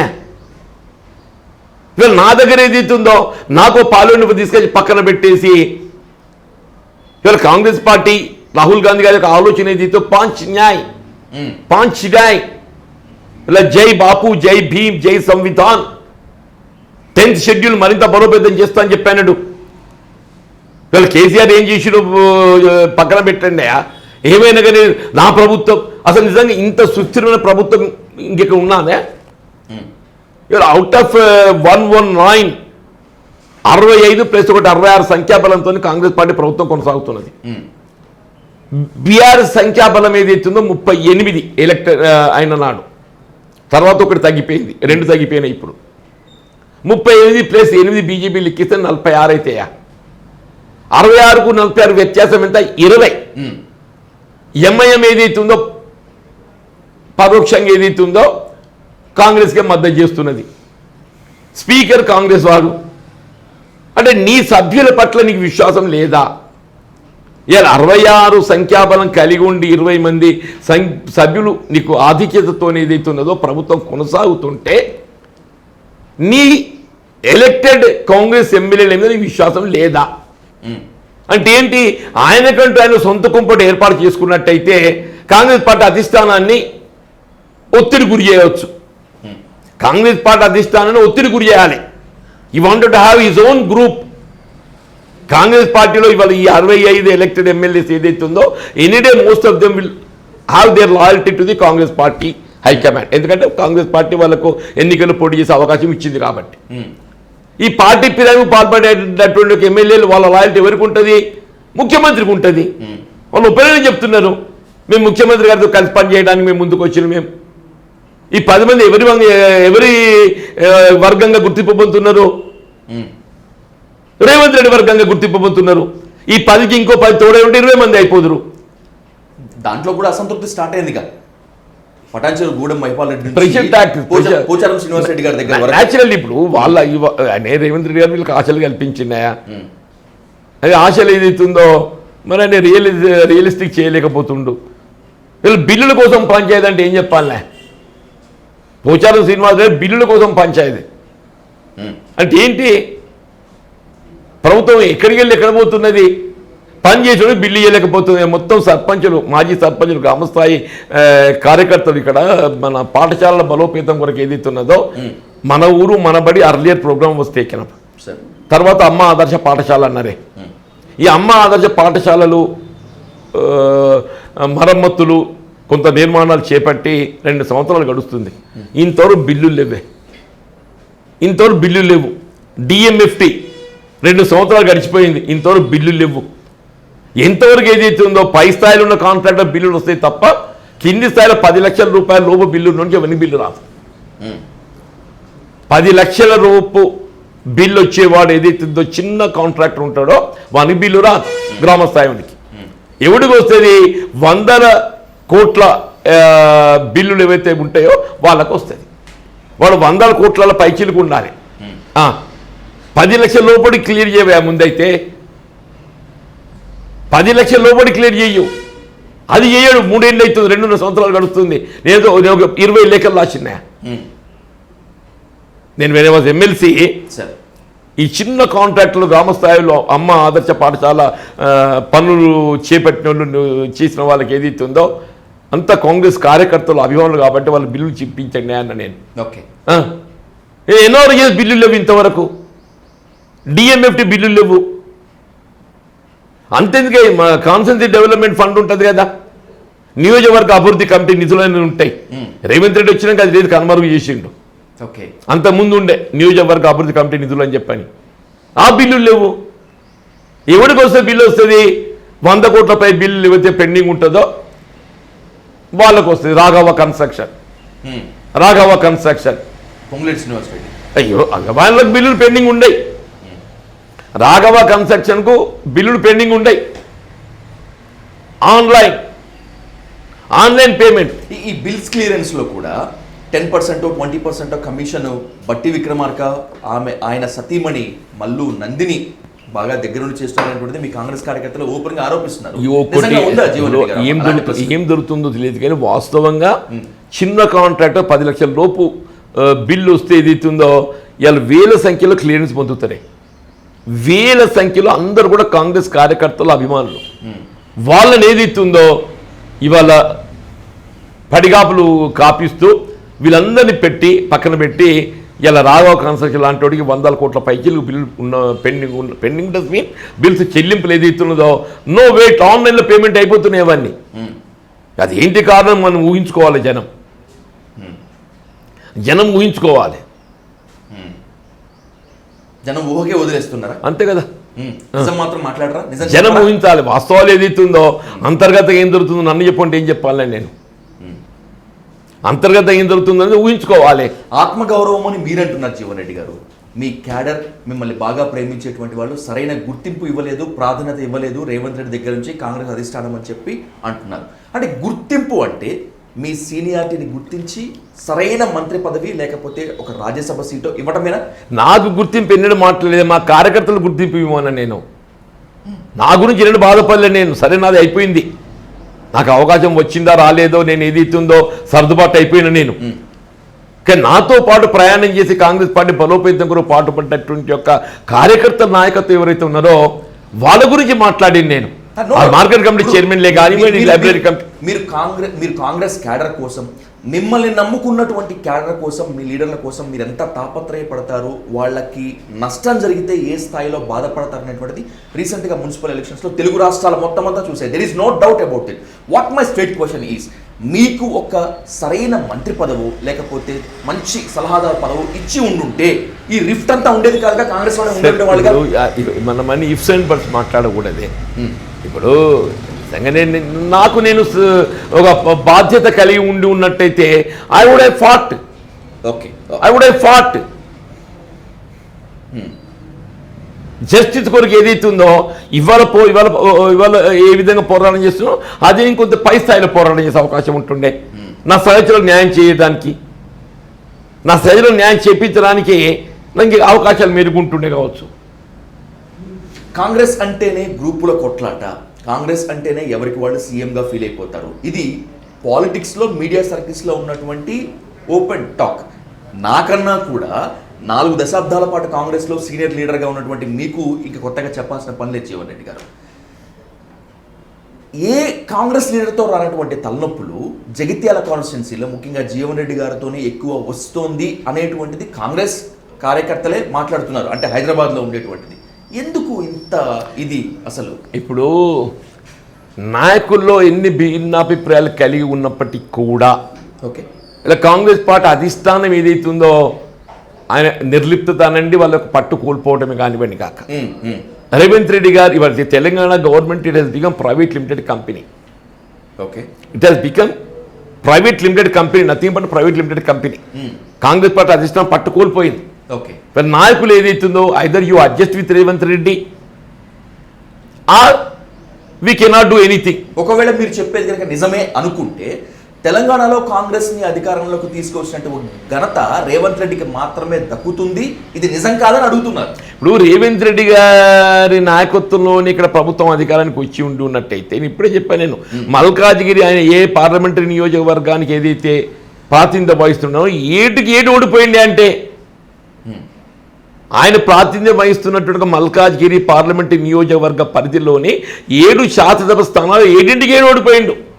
ఓకే, ఆయన ముఖ్యమంత్రి బాధ్యత చేపట్టిన తర్వాత ఆయన కొడంగల్ ప్రాతినిధ్యం వహిస్తున్నట్టుగా మహబూబ్నగర్ పార్లమెంట్ నియోజకవర్గం ఓడిపోయిండు. దానికంటే ముందు శాసన మండలి మహబూబ్నగర్ ఓడిపోయిండు. నాకు ఇప్పుడు మన పట్టభద్రుల నియోజకవర్గం ఉత్తర తెలంగాణ ఉంది కదండి. అవును సార్. సరే, నాకు నేను ఒంటరి పోరాటం చేసిన ఆనాడు 2019లో I got elected in the first కౌంటే. మరి ఇదే ముఖ్యమంత్రి కాళ్ళకు బల్బం కట్టుకొని తిరిగిన మొత్తం జిల్లాలన్నీ ఎందుకు గెలిపించలేకపోయిండే? నీ ప్రభుత్వం అంత పారదర్శకంగా అంత పటిష్టంగా పనిచేస్తుంటే పట్టభద్రుల నియోజకవర్గంలో ఓటర్లు ఎవరు? ఉద్యోగస్తులు, ఉపాధ్యాయులు, నిరుద్యోగ యువత. ఓటర్లు అంతెవరు? అంతే, నిరుద్యోగ యువత ప్రధానంగా, ఉద్యోగస్తులు, ఉపాధ్యాయులు, విశ్రాంతి ఉద్యోగులు వాళ్ళే కదా. మనం నిజంగా నీ ప్రభుత్వం అంత పారదర్శకంగా పటిష్టంగా వీళ్ళ ప్రజల మెప్పు పొందే విధంగా పనిచేస్తుంటే ఇదే రేవంత్ రెడ్డి కాలుకు బల్పం కట్టుకొని మొత్తం జిల్లాలన్నీ తిరిగిండే కాంగ్రెస్ పార్టీ అభ్యర్థి గెలిపించాలి గెలిపించాలి గెలిపించాలని చెప్పని. ఏమైందే? మరి నాకు ఏ ఊళ్ళు లేకుంటే ఏదైతే పాపం ఓడిపోయిన ఎమ్మెల్యేలు వాళ్ళకి కేవలం ఇద్దరు ఎమ్మెల్యేలు ఉండిరే, శ్రీధర్ బాబు గారు, జగ్గారెడ్డి గారు. వాళ్ళ మొత్తం ఈ శాసన మండలి పరిధిలో ఏదైతుందో ఇద్దరు ఎమ్మెల్యేలు ఉండిరి. ఓకే, శ్రీధర్ బాబు గారు, జగ్గారెడ్డి గారు. ఇవాళ 22 మంది ఎమ్మెల్యేలు ఉన్నారు. మరి ఏమైంది? ఆయన పనితనం కనబడుతుంది కదా, ఆయన పనితనం కనబడుతుంది కదా అంటున్నా. ఆయన పనితనం ఏంది? పార్లమెంట్ ఎన్నికల ఫలితాలతో తెలిసి వచ్చింది. ఆయన పనితనం ఏంటి? శాసన మండలి ఎన్నికల ఫలితం తెలిసి వచ్చింది. పిసిసి అధ్యక్షుల పనితనం ఏంటి? మల్కాజ్గిరి పార్లమెంటు స్థాన పరిధిలో ఉన్నటువంటి ఒక శాసనసభ స్థానాల ఫలితాలతో తెలిసి వచ్చింది. ఇంకేం కావాలి? తెలంగాణలో టీఆర్ఎస్ కాకుండా కాంగ్రెస్ అధికారంలోకి రావడానికి 2 కారణాలు చెప్తుంటారు. ఒకటి, కేసీఆర్ మీద ఉన్నటువంటి వ్యతిరేకత, టీఆర్ఎస్ పాలనతో జనం విసుగు చెందటము. రెండవది, రేవంత్ రెడ్డి సమర్థత, కాంగ్రెస్ పై ప్రేమ. ఏంటి మీ ఆన్సర్? ఇప్పుడు ఒకటే, ప్రజానీకం ఎప్పటికీ ఏదైతుందో మెరుగైన పాలన కావాలని చూస్తాను. నువ్వు ఎంత బాగా చేయని చెప్పంటూనే కొంత అత్యాశ కూడా. నేను అనకూడదు అత్యాశ అని చెప్పాను, మెరుగైన పాలన కావాలని కోరుకుంటానే. ఓకే, ఇలా వాస్తవంగా తెలంగాణ రాష్ట్ర ఏర్పాటు ఉద్యమ నేతగా ఏదైతుందో ఇలా రాష్ట్ర సాధకుడిగా ఆయనకు అవకాశాలు వచ్చిన 2 పర్యాయాలు. అండ్ హీ డిడ్ వీళ్ళ రైతాంగానికి సంబంధించినటువంటి బంధు కార్యక్రమే కానివ్వండి, రైతు బీమా పథకమే కానివ్వండి, కళ్యాణ్ లక్ష్మి పథకమే కానివ్వండి, కేసీఆర్ కిటే కానివ్వండి, బీడీ కార్మికుల పెన్షనే కానివ్వండి, వీళ్ళ మీడిగడ్డ లాంటి ప్రాజెక్టుతో ఏదైతుందో యావత్ తెలంగాణ ప్రాంతానికి సాగునీరు కల్పించే విధంగా ప్రాజెక్టు నిర్మాణం చేపట్టబడమే కానివ్వండి, ఇవన్నీ చేసిండు. అయినప్పటికీ మేము ఇంతకంటే మేలైన ప్రభుత్వం ఇస్తాము, ఇంతకంటే మేలైన ప్రభుత్వం ఇస్తాము, సంక్షేమ కార్యక్రమం ఇంతకంటే రెట్టింపు అమలు చేస్తాము అని ఒక భావన ఏదైతుందో కాంగ్రెస్ పార్టీ కల్పించగలిగింది. ఓకే, ప్రజానికైనా ఒక ఆశల పల్లెకిలో ఊరేగించి always people want for better, ఇంకా మంచి అవుతుంది కావచ్చు, ఇంకా మంచి అవుతుంది కావచ్చు. నేను ఇది జరిగింది ఏదైతుందో కేసీఆర్ ప్రభుత్వం కంటే మెరుగైన పాలన కావాలి, దానికి అనుగుణంగా కాంగ్రెస్ పార్టీ ఎన్నికల ప్రణాళిక అనేది ఏదైతుందో ప్రజలను ఆలోచింపజేసింది, ప్రజానికైనా ఆలోచింపజేసింది. రాహుల్ గాంధీ గారు ఏదైతున్నదో ఆయన మొత్తం దేశమంతా పాదయాత్ర చేపట్టిండే, కాలుకు బల్పం కట్టుకొని తిరిగితే ఆడ కర్ణాటక రాష్ట్రం వచ్చింది, ఇక్కడ తెలంగాణ రాష్ట్రం వచ్చింది. ఇవాళ ప్రజానీకాన్ని జాగృతి చేయటంలో, ఆలోచింప చేయటంలో, ఇవాళ నిరుద్యోగ యువతను ఏదైతుందో ఆలోచింపజేసింది. నిరుద్యోగ ఆలోచింపజేసింది ఎవరు? రాహుల్ గాంధీ. ఓకే, వాళ్ళు రాహుల్ గాంధీ గారి నాయకత్వం విశ్వాసంతో వాళ్ళు కాంగ్రెస్ వైపు మొగ్గారు. ఈయన చూస్తే ఎవడోటి వేయకపోదురు. ఈ మల్కాజీరి కనబడుతుంది కదనే, ఈయన చూస్తే ఒకటే మల్కాజీరి కనబడుతుంది కదా. ఈయన ఒకటి చేసాడు సక్సెస్ఫుల్లీ, ఫండ్స్ మొబిలైజ్ చేసుకోగలిగాడు, ఫండ్స్ మొబిలైజ్ చేయగలిగాడు డెఫినెట్లీ. ఈ ఫండ్స్ మొబిలైజేషన్ తెలంగాణలో ఉన్నటువంటి బలమైన సామాజిక వర్గం నుంచి మాత్రమే కాకుండా ఆంధ్రప్రదేశ్ నుంచి చంద్రబాబు నాయుడు గారి గురించి అండ్ బైఎస్ఎఫ్ కమ్మ సామాజిక వర్గం నుంచి కూడా నడిచిందే. నేను ఒక కులపరంగానే మాట్లాడదలుచుకోలేదు, కానీ చంద్రబాబు నాయుడు గారి యొక్క సహకారం మాత్రం పొందిండే, అందులో అనుమానం ఇప్పటికీ ఉందా? Definitely they are travelling together. ఇప్పుడు కేంద్ర ప్రభుత్వం బీజేపీకి రేవంత్ రెడ్డి గారి మధ్య వారధి ఎవరు, సంధానకర్త ఇప్పుడు లేకుండా ఓటుకు నోటు కేసు ఎందుకు మరుగున పడిపోతుంది? ఓటుకు నోటు కేసు ఎందుకు మరుగున పడిపోతుంది? ఎందుకు విచారణ? నాకు తెలిసి ఏ కాంగ్రెస్ ముఖ్యమంత్రి బీజేపీ అధిష్టానాన్ని, ఇంకా క్లియర్ కట్గా చెప్పాలంటే మోదీని, అమిత్ షాని రేవంత్ రెడ్డి కలిసినన్ని సార్లు కలిసి ఉండడు. ఇక ముందు కూడా కలుస్తా, బికాజ్ ఎందుకంటే తెలంగాణ అభివృద్ధి నాకు ఇంపార్టెంట్ అంటున్నారు. దీని వెనుక మతలబే ఉన్నది. ఈ 2.5 సంవత్సరాలు నువ్వు ఏం సాధించినవే? ఈ 2.5 సంవత్సరాలు ఏం సాధించినవు అని చెప్పి అంటున్నా. ఏది లేదు. ఇవాళ అవుటర్ రింగ్ రోడ్ ఏదైతే ఉన్నదో, ఇంటర్మీడియట్ అవుటర్ రింగ్ రోడ్ ఏదైతే మంజూరు పొంది నార్త్ అది టెండర్స్ పిలిచారు, అది చేసింది ఇది చేసిన, ఏది లేదు, ఏది నడతలేదు. ఉన్న మెట్రో ప్రైవేట్ పరం చేసేసిండు, మళ్ళీ ఉన్న మెట్రో ప్రైవేట్ పరం చేసిండు. ₹1 తెచ్చింది చెప్పని అంటూ నేను, ఆయనే చెప్తాడు నా కేంద్రంకి వెళ్ళి ఏ విధంగా సహకారం పొందలేకపోతున్నా అని చెప్పని. మనం కేంద్రంకి వెళ్ళి ఏ విధంగా సహకారం పొందలేనప్పుడు ఎందుకు ఆ కేంద్రం ముందు ఊడిగల పడుతున్నావు? ఎందుకు కేంద్రం ముందు ఊడిగల పడుతున్నావు అని చెప్పి అంటున్నాను నేను. అయితే ప్రభుత్వం ప్రజానికని లబ్ధి ఒనగురాలనే. నువ్వు ఏ విధమైనట్టుగా ప్రాజెక్టులకు ఏదైతుందో కేంద్రంకి వెళ్ళి ఆర్థికంగా సహకారం పొందలేకపోతున్నావు. Okay, the other thing what we can expect is నువ్వు నీ వ్యక్తిగతంగా ఏదైతుందో రేపు కేంద్రంకి వెళ్ళి నీకు ఏ విధమైనటువంటి ఒక ఆటంకాలు ఏర్పడకూడదు. ఇవాళ నీపై వచ్చిన ఆరోపణలలో ఏ విధమైన విచారణ జరగకూడదు. నీ ఓటుకు నోటు కేసు ఎందుకు మరుగున పడ్డది అంటే ఒకటి జవాబు చెప్పావా అంటూ నేను. ఓటుకు నోటు కేసు ఎందుకు మరుగున పడ్డది? ఎందుకు బీజేపీ ప్రభుత్వం కేంద్రంలో అధికారం ఉన్నది? Why they are not pushing it? ఎందుకు ముందుకు పోవట్లేదు? ఎందుకు ముందు పోవటం లేదు? ఎందుకు ఈయన చంద్రబాబు నాయుడు గారు ఏదైతే ఉందో కేంద్ర ప్రభుత్వానికి తాబేదారులో పనిచేస్తున్నారు, బీజేపీకి తాబేదారులో పనిచేస్తున్నారు. ఇదంతా కాంగ్రెస్ పార్టీ అధిష్టానం కూడా గమనిస్తున్నది. दाल में कुछ काला है, दिख रहा है ना साहब, दाल में काला तो दिख रहा ही. Otherwise Congress high command is so silent. Vem Narendra Reddy గారికి రాజ్యసభ ఇస్తారా? స్నేహితుడు కదా, ఆయన కోసమే కదా. What is his contribution? ఇలా ఓటుకు నోటు కేసులో నిందితులుగా ఆరోపింపబడ్డటువంటి వాళ్ళు ఒక ముఖ్యమంత్రి, ఒక రాజ్యసభ. మీడియా మొత్తం దోస్తు మేరా దోస్తు, ఇదే స్నేహానికి తార్కాణం ప్రతీక అని చెప్పి అధిష్టానం ఎందుకు తలుగుతుంది అంటున్నా నేను. రేవంత్ రెడ్డి గారు ఆయన వ్యక్తిగత సహాయకుడు వేం నరేందర్ రెడ్డి, ఆయన కోసమే జైలుకు పోయిండు, ఆయన కోసమే జైలుకు పోయిండు, ఓటుకు నోటు ఆరోపణలు ఎదుర్కొంటున్నాడు. ఆయన తప్పులేదు. అధిష్టానం ఎందుకు అటువంటి అవకాశం కల్పించిందే? చిన్నారెడ్డి గారు ఉన్నారు, పెద్ద మనిషి, ఆయన పుట్టు కాంగ్రెస్ వనపర్తిగా టికెట్ ఇచ్చేది చిక్కుకున్నారు. ఎందుకు ఆయన దగ్గర ఆర్థిక స్తోమత లేదు అని చెప్పని రాజ్యసభ ఇవ్వడం జరుగుతుందని చెప్పి ఇంటిలో రాసిండ్రు. మరి ఎందుకు పెద్ద మనిషి ఏదైతే ఉందో నిద్ర లేని రాత్రులు గడుతుండని చెప్పి అంటున్నాను నేను. మధు యాష్కి గారు, రాహుల్ గాంధీ గారికి ఏదైతుందో అంతర్జాతీయ స్థాయిలో వారి సేవలు అందిస్తారే, వారి పర్యటనలు అన్నీ కూడా పర్యవేక్షిస్తారు. వంశీ చందర్ గారు, సీనియర్ కాంగ్రెస్ నాయకుడు వి హనుమంతరావు గారు, అందరిని ఇగ్నోర్ చేసి కేవలం ఏదైతుందో ఇవాళ రేవంత్ రెడ్డి గారి వ్యక్తిగత సహాయకుడు అని చెప్పని వేం నరేంద్ర రెడ్డికి ఆయన ఏ విధంగా ఉపయోగపడతాడు కాంగ్రెస్ పార్టీకి? ప్రభుత్వానికి సలహాదారులు కూడా కదా. ప్రభుత్వానికి సలహాదారుడు రేపు ఏమైనా ఉపయోగపడితే రేవంత్ రెడ్డి గారికి ఉపయోగపడతాడు. హైకమాండ్ కాంగ్రెస్ పార్టీ అధిష్టానానికి ఉపయోగపడ్డాడు కాదు కదా. మరి ఎవడికి ఇవ్వాలి? ఏం జరుగుతుంది? నేను వేం నరేంద్ర రెడ్డి ప్రమాణ స్వీకారం ఉంది, రాజ్యసభ మొత్తం ఇక్కడికి వెళ్ళి తెలంగాణ క్యాబినెట్ అంతా తరలిపోయిందా? ఎందుకు? రేవంత్ రెడ్డి గారు మెప్పు పొందాలంటే వేం నరేంద్ర రెడ్డి ప్రమాణ స్వీకారం కార్యక్రమంలో పాల్గొని ఆయనకు అభినందనలు తెలపాలి. టు బి ఫ్రాంక్, మీకు రేవంత్ రెడ్డికి మధ్య ఏం జరిగింది అనేటువంటిది ఓపెన్గా ఆయనైనా చెప్పాలి, లేకపోతే మీరైనా చెప్పాలి.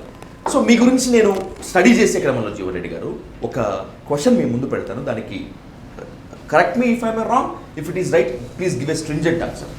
2023లో జరిగినటువంటి లోక్సభ ఎన్నికల్లో మిమ్మల్ని కరీంనగర్ నుంచి కంటెస్ట్ చేయమని చెప్పి రేవంత్ రెడ్డి సర్వే చేయించి మరీ చెబితే, కాదు జగిత్యాల కాన్స్టిట్యున్సీ నిజామాబాద్ పార్లమెంట్లో పరిధిలోకి వస్తుంది కాబట్టి నిజామాబాదే నాకు కావాలని పట్టి మీరు అక్కడ పోటీ చేశారు, అందుకే మీరు ఓడిపోయారు అనేటువంటిది ఒక టాక్. Is it right? ఇప్పుడు ఒకటే, ఏ సర్వే అయినా ఉత్తర తెలంగాణలో కాంగ్రెస్ పార్టీ పార్లమెంట్ అభ్యర్థులు గెలిచే అవకాశం లేదు. కరీంనగర్ కానీ నిజామాబాద్ కానీ ఈవెన్ ఆదిలాబాద్ ఆల్సో. ఇదంతా మత ప్రాతిపదికన ఓటు ఏదైతుందో డివైడ్ అయి ఉన్నది.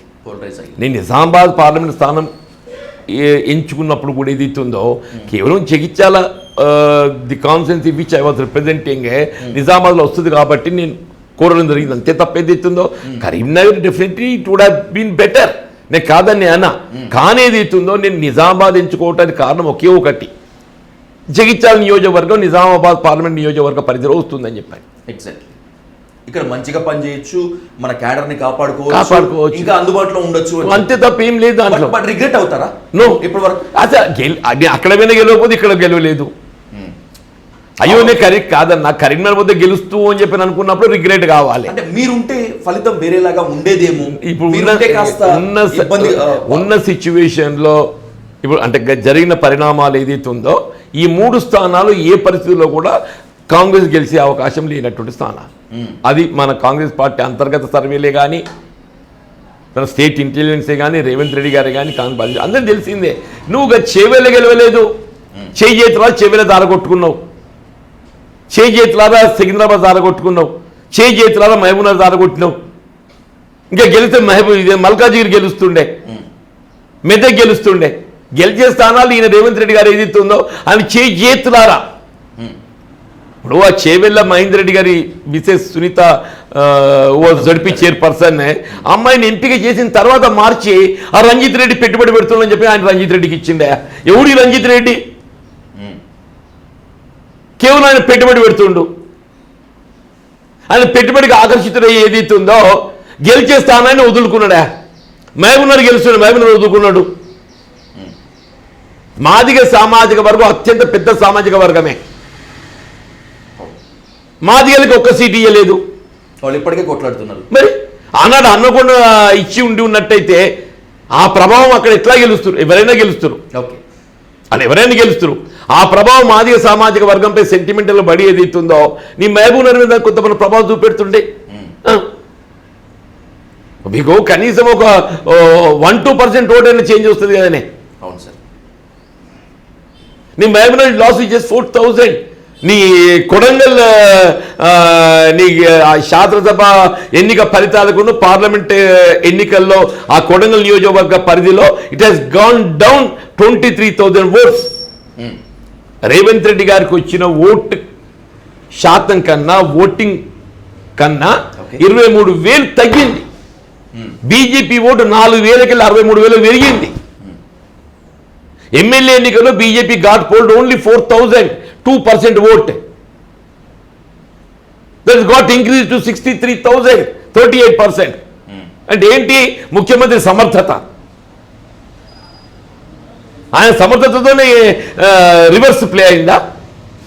ఎవరైనా ముఖ్యమంత్రి అయితే ఆయన స్థానాన్ని అయితే పదిలమవుతుంది కదా. ఆయన స్థానము ఎంపిక కాకముందు కంటే ఎంపికైన తర్వాత మరింత పదిలమవుతుంది కదా, పటిష్టమవుతుంది కదా. 23,000 ఓటు తగ్గింది, బీజేపీ ఓటు 60,000 పెరిగింది, 60,000 పెరిగింది. మరి ఏంటి దీని జవాబాదారు ఎవరు? రాష్ట్రంలో బీజేపీని ఎవరు బలోపేతం చేసిండ్రు? రాష్ట్రంలో బీజేపీని ఎవరు బలోపేతం చేశారు? కేవలం ఉత్తర తెలంగాణ ప్రాంతాన్ని పరిమితమై ఉన్నటువంటి ఒక బీజేపీ మొత్తం రాష్ట్రమంతా విస్తరింపజేసిండు. కేవలం ఉత్తర తెలంగాణ ప్రాంతాన్ని పరిమితమై ఉన్నటువంటి బీజేపీని యావత్ రాష్ట్రమంతా విస్తరింపజేసిండు అంటున్నాను. రేవంత్ రెడ్డికి మిత్రులు సొంత పార్టీలో కంటే బయట పార్టీలోనే ఎక్కువ ఉన్నారు అంటారు. రేవంత్ రెడ్డికి శత్రువులు బయట పార్టీల్లో కంటే బయట సమాజంలో కంటే సొంత పార్టీలోనే ఎక్కువ శత్రువులు ఉన్నారు. సొంత పార్టీలోని శత్రువులు ఎవ్వరు కూడా కదులుతున్నట్టుగా దాఖలాది కనబడుతుంది. ఇప్పుడు ఎవరైతే నేను ఉన్నాను ఒక్కరిని నీ శత్రువు కూడా భావించా, విభేదించిన రేవంత్ రెడ్డి గారితో విభేదించిన, మీరు ఎప్పుడు శత్రువు అని చెప్పలేదు, విభేదించిన నాటుంటే పొమ్మలు లేక పోగొట్టంటే ఏదైతుందో బయటకి గెంటేసింది. భారం దిగిపోయిందా ఇప్పుడు రేవంత్ రెడ్డికి మీరు వెళ్ళిపోతే? ఆయనకు భారం దిగింది, నాకైతే భారం దిగిందే. That's my question. మీకు దిగింది? నాకైతే భారం దిగింది. ఇక ఆ మానసిక క్షోభతోనే ఏదైతుందో దినదినం గడిపిన దానికంటే ఇప్పుడు స్వేచ్ఛాజీవినైనా అట్లీస్ట్ తెలంగాణ రాష్ట్ర ఏర్పాటు ఉద్యమ నేత నాకు 2 పర్యాయాలతో కలిసి ప్రయాణం చేయాలన్నప్పుడు ఉద్యమ సమయంలో ఉన్నప్పటికీ కూడా ఏదైతుందో నా కాంగ్రెస్ పార్టీ ఒక క్రమశిక్షణ గల కార్యకర్తగా ఆయనకు ఎదురొడ్డి పోరాటం చేసి నేను ఇవాళ తెలంగాణ రాష్ట్ర పునర్నిర్మాణంలో ఏదైతుందో భాగస్వామి అయ్యే విధంగా కేసీఆర్ గారి నాయకత్వం పనిచేసే అవకాశాన్ని నేను పొందబోతున్నా. ఇవాళ తెలంగాణ రాష్ట్ర పునర్నిర్మాణంలో భాగంగా ఏదైతున్నదో కేసీఆర్ గారి నాయకత్వంలో ఆయనతో కలిసి ప్రయాణం చేసేటువంటి ఒక అవకాశాన్ని నేను పొందబోతున్నా. డెఫినెట్లీ బాగా దిగినట్టే కదనే. జీవన్ రెడ్డి గారు, నా 20 ఏళ్ల జర్నలిజం అనుభవంలో నేను వ్యక్తిగతంగా ప్రేమించి, నేను వ్యక్తిగతంగా ఇష్టపడి వీళ్ళురా లీడర్స్ అనుకునేటువంటి వాళ్ళల్లో నీతి నిజాయితీ సింప్లిసిటీ ఉండేటువంటి లీడర్స్లో మీరు ఒకరు. Undoubtedly I'm saying on the on record Jeevan Reddy. Thank you sir. But అలా అని చెప్పి నేను కొన్ని ఓపెన్గా డిస్కస్ చేయకుండా ఉండలేను. కొన్ని నిక్కచ్చి ప్రశ్నలు మీ ముందు పెడతాను, నాకంటే నిక్కచ్చిగా సమాధానాలు కావాలి. రేవంత్ రెడ్డితో మీకున్నటువంటి టజిల్ లేకపోతే అభిప్రాయ భేదాలు అందరికీ తెలిసినవి. ఇక్కడ లోకల్గా ఉన్నటువంటి జగిత్యాల టీఆర్ఎస్, ఇప్పుడు కాంగ్రెస్లో ఉన్నటువంటి ఎమ్మెల్యే సంజయ్ ఓపెన్గా కాస్త రగ్గడగా మాట్లాడుకుంటే మీ స్టేచర్ ముందు, మీ పొలిటికల్ ట్రాక్ రికార్డు ముందు ఈ మాట అనొచ్చు అనకూడదు తెలియదు, కాకపోతే ప్రజల్లో ఉంది కాబట్టి అంటున్నాను, మీ ముందు ఆయన బచ్చ. అలాంటి వ్యక్తికి మీరు భయపడ్డారా లేకపోతే ఆయనతో తలపడలేకపోయారా? నేను ఆయనకు భయపడటం కాదే, విధి విధానాలు ఏదైతే ఉందో దాని పట్ల నేను విభేదించింది. నేను ఇలా కాంగ్రెస్ పార్టీ ఏదైతే రాహుల్ గాంధీ గారు జై బాపు జై భీమ్ జై సంవిధాన్ పార్టీ ఫిరాయింపులను ఏ విధంగా మేము అరికట్టుతాము అని చెప్పిన ఒక అంటే ఒక విధమైనటువంటి ఒక పాంచ్ న్యాయంలో ఒక భాగంగా చేసి పెట్టిండే. ఇలా రేవంత్ రెడ్డి గారు ఏదైతే ఉందో అధిష్టానాన్పై ఆధిపత్యం ప్రెషర్ టాక్టిక్స్లో భాగంగా ఏదైతుందో ఆయనకంటూ ఆయనకు వర్గం కావాలి అనే ఒక భావనలో భాగంగా ఈ సొంత వర్గం తయారు చేసుకోవడానికి ఇక్కడికి వెళ్ళి సంజయ్ గారిని ఒక ఆయుధంగా ఆయన వైపు చేర్చుకున్నాడు. ఇక మరి ఇక్కడ పార్టీ లేకుంటే ఇంకా ప్రభుత్వం ఇక్కడ ఉంటుంది? అసలు కాంగ్రెస్ పార్టీ అనేది ఏదైతున్నదో అధిష్టానం పట్టుకోల్పోయింది. మీనాక్షి నటరాజన్ గారు ఏదైతే ఉందో మా ఉమ్మడి కరీంనగర్ జిల్లా పర్యటనకు వచ్చినప్పుడు no will see the interest of the original Congress cadre is protected. రేపు రాబోయే స్థానిక సంస్థల ఎన్నికలు ఎవరైనా కానీ ఏదైతుందో 80% టికెట్లు ఏదైతుందో మేము ఆరంభంకి వెళ్ళి కాంగ్రెస్ పార్టీ పటిష్టత కొరకు పనిచేసిన వాళ్ళకి ఇస్తాం, మేము కొత్తలోకి ఇస్తే 20% ఇస్తాం, అంతకంటే ఎక్కువ లేదని చెప్పండి. అది in practical they made it reverse. మీకు చెక్ పెట్టేందుకు, మిమ్మల్ని ఇబ్బంది పెట్టేందుకే ఇక్కడ టీఆర్ఎస్ ఎమ్మెల్యేగా ఉన్నటువంటి సంజయ్ని రేవంత్ రెడ్డి దగ్గరికి తీసి పెంచి పోషిస్తున్నారు. నిజమైన నాకు చెక్ పెట్టడం అనే భావన కన్నా ఆయన బలం ఆయన సొంత అనుచరులను పెంచుకోవాలని. నేనే సొంత అనుచరుల్లో రానే. నేను కాంగ్రెస్ పార్టీ అధిష్టానానికి లాయలిస్ట్గా ఒక క్రమశిక్షణ గల కార్యకర్త పనిచేసేటటువంటి వాడిని. నేను ఇన్నట్టు కూడా రాహుల్ గాంధీ గారి యొక్క అనుచరణ వర్గం ఆయన సొంత వర్గము అనేది అందులో ఏదైతే ఆయన భావిస్తాడో నేను అందులో భాగస్వామిని అయ్యేటటువంటి కాదు.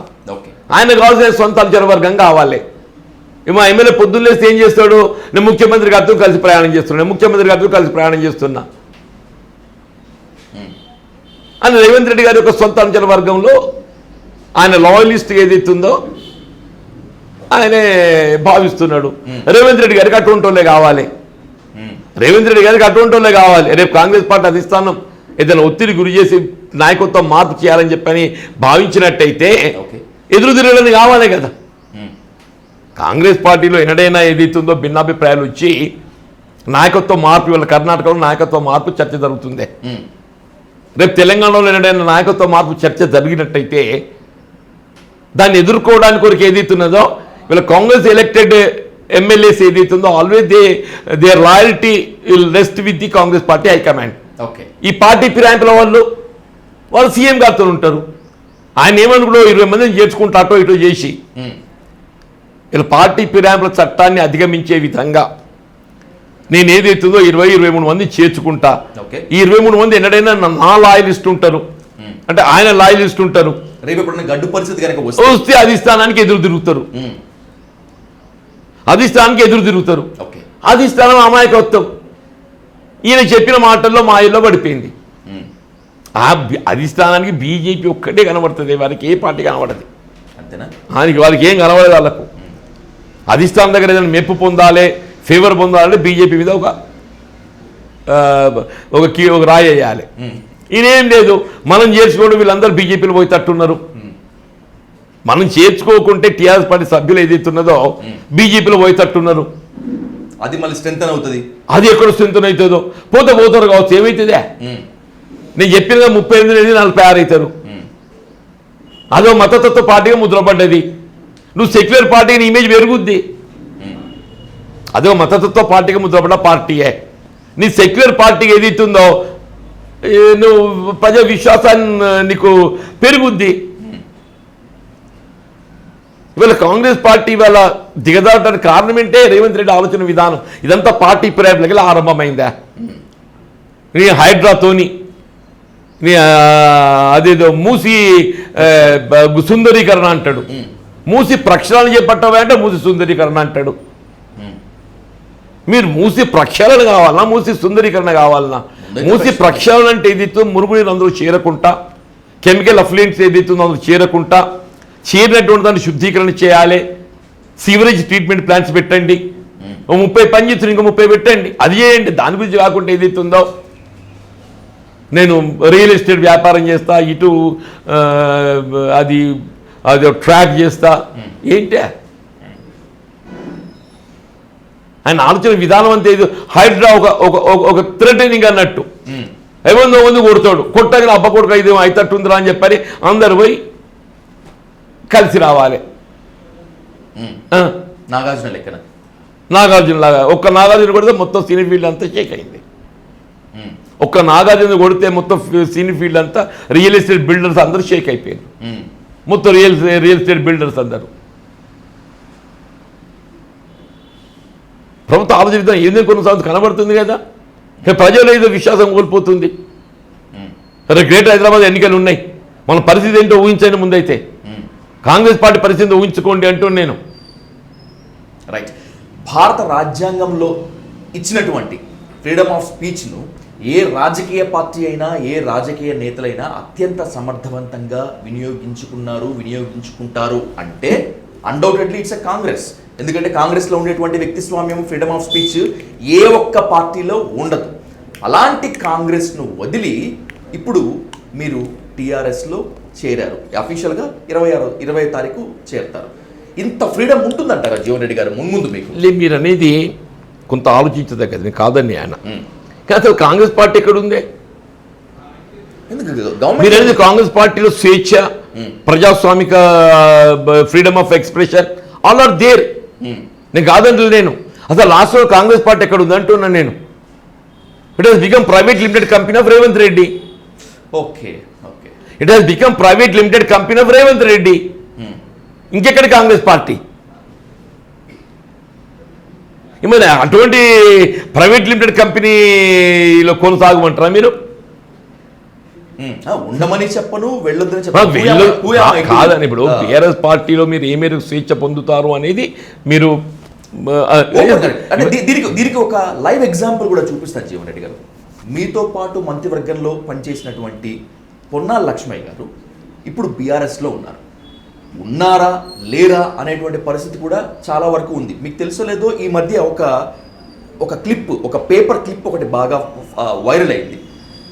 పొన్నాల లక్ష్మయ్య మీకు కాల్ చేసి, నా పరిస్థితే బాగాలేదురా బాయ్, దీంట్లో ఎట్లున్నో ఏందో కూడా అర్థం కావట్లేదు, నువ్వెందుకు వస్తావని చెప్పి పొన్నాల లక్ష్మయ్య మీకు చెప్పారని చెప్పి ఆ క్లిప్ వైరల్ అయింది. నిజంగా జరిగింది అట్లా? లేదయ్యా, ఇప్పుడు పొన్నాల లక్ష్మయ్య గారు ఏది ఇస్తుందో నేను బీఆర్ఎస్ పార్టీలో చేరుతున్న సందర్భంగా ఈ called me, I called him back. Okay, yes welcomed. అవునా? Yeah, yes welcome. Suresh Reddy yes welcomed. ఇప్పుడు నాకు ఒక్కటి చెప్పండి అన్న, ఇప్పుడు మీరు పొన్నాల లక్ష్మయ్య గారు 2023 శాసనసభ ఎన్నికల సందర్భంగా బీఆర్ఎస్ పార్టీలో కలిసిండే. సరే, BRS party lost the elections. Okay, ఈ పొన్నాల లక్ష్మి గారికి ఉన్నటువంటి ఒక ఏంటి పోరాటం చేయాలి. పోరాటం చేయడానికి ఎవడడ్డేంటే వీళ్ళు బీఆర్ఎస్ పార్టీ కావాల్సింది ఏదితో ప్రజల పక్షం నిలబడి పోరాటం చేసేటట్టు కావాలి. పొన్నాల లక్ష్మి గారు కూడా ఉన్నారు అందులో పోరాటంలో. పదవి అంటే కేశవరావు గారు కలిసిండే. He is rewarded with Rajya Sabha.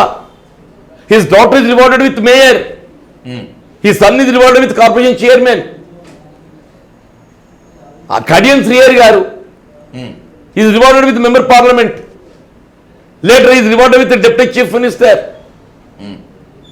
ఆయనతో చేరిన వాళ్ళు పదవులు పొందినోళ్ళు ఎవరే అంటూ నేను నా సంగతి పక్కన పెట్టు. రేపు ఏమైతున్నా నేను పదవుల కోసం కాదు, కానీ మొత్తం ఫ్యామిలీ ప్యాకేజ్ ఎగ్జాంపుల్ చెప్తున్నారు మీరంతా. అరే, నేను ఉన్నమాట మాట్లాడుతున్నా కదా. ఈ పోచారం శ్రీనివాస్ రెడ్డి గారు మంత్రి కాలేదా, స్పీకర్ కాలేదా?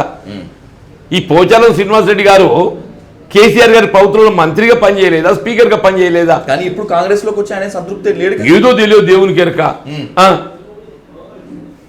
ఆయనతో చేరిన వాళ్ళు ఏదైతుందో ఆయన పార్టీకి ఉపయోగపడ్డ వాళ్ళు. సురేష్ రెడ్డి గారు రాజ్యసభ మెంబర్ అయినరు, డి శ్రీనివాస్ గారు రాజ్యసభ మెంబర్ అయినరు. ఇప్పుడు పొన్నాల లక్ష్మయ్య గారు definitely senior leader, intellectual. Is intellectual.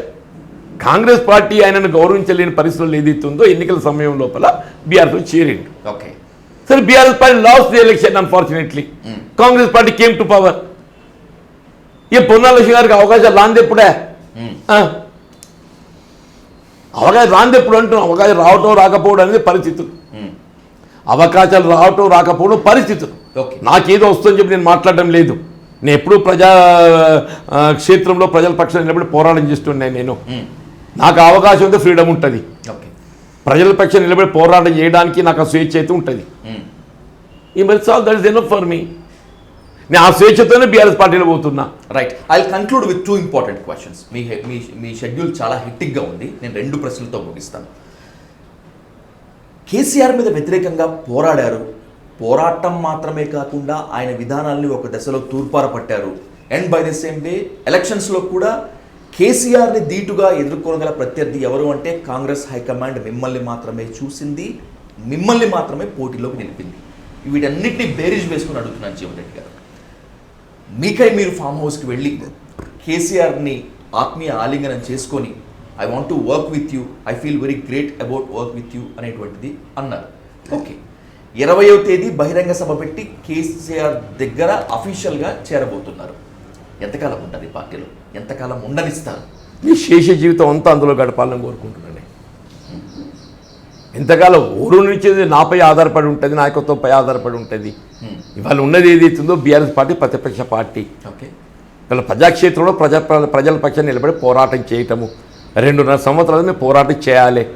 పోరాటం చేసిన తర్వాత వచ్చే ఫలితాలను బట్టి ఏదైతుందో కొనసాగింపు ఉంటుంది.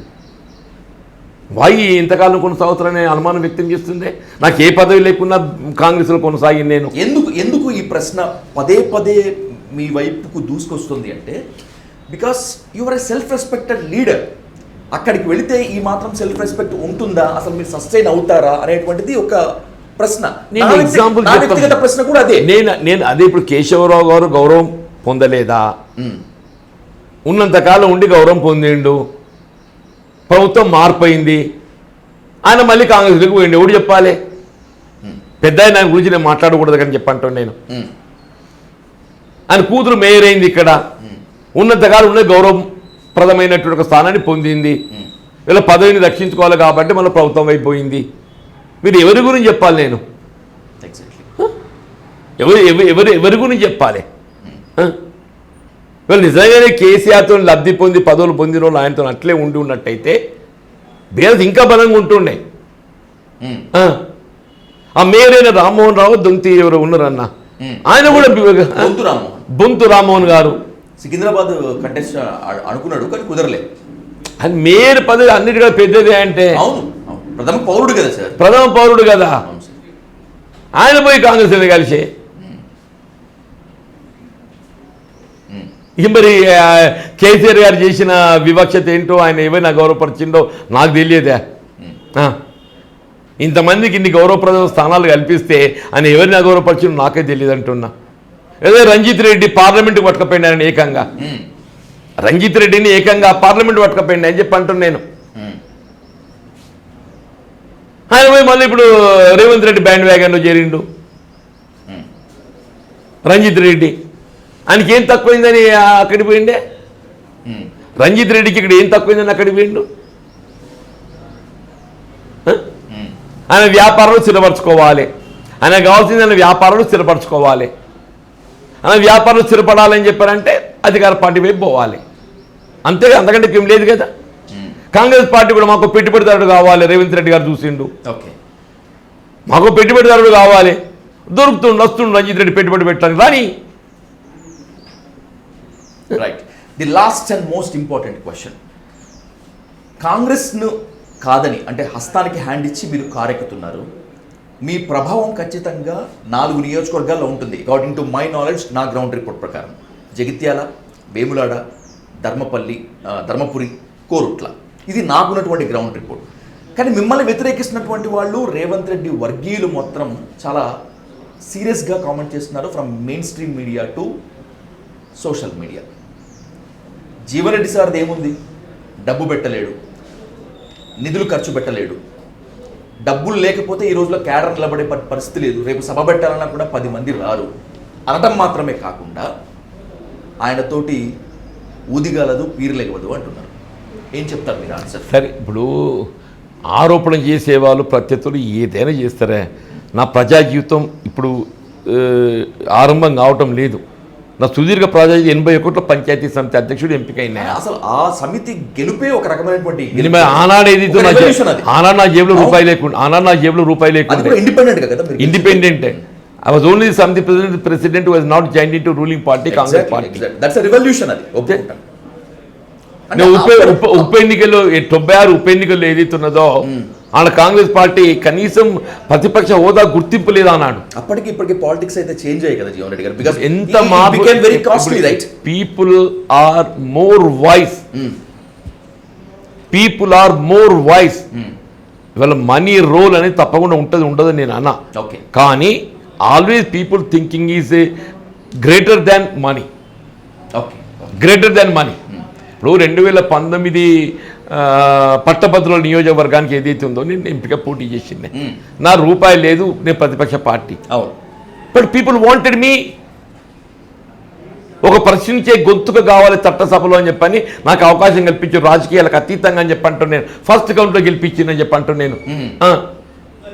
మేము మొన్న ఏదైతుందో ఇక్కడ కాంగ్రెస్ పార్టీ అంటే ఆరంభం నుండి పటిష్టతకు పాటుపడ్డటువంటి వాళ్లకు మున్సిపల్ కౌన్సిల్స్ టికెట్ ఇవ్వలేదే.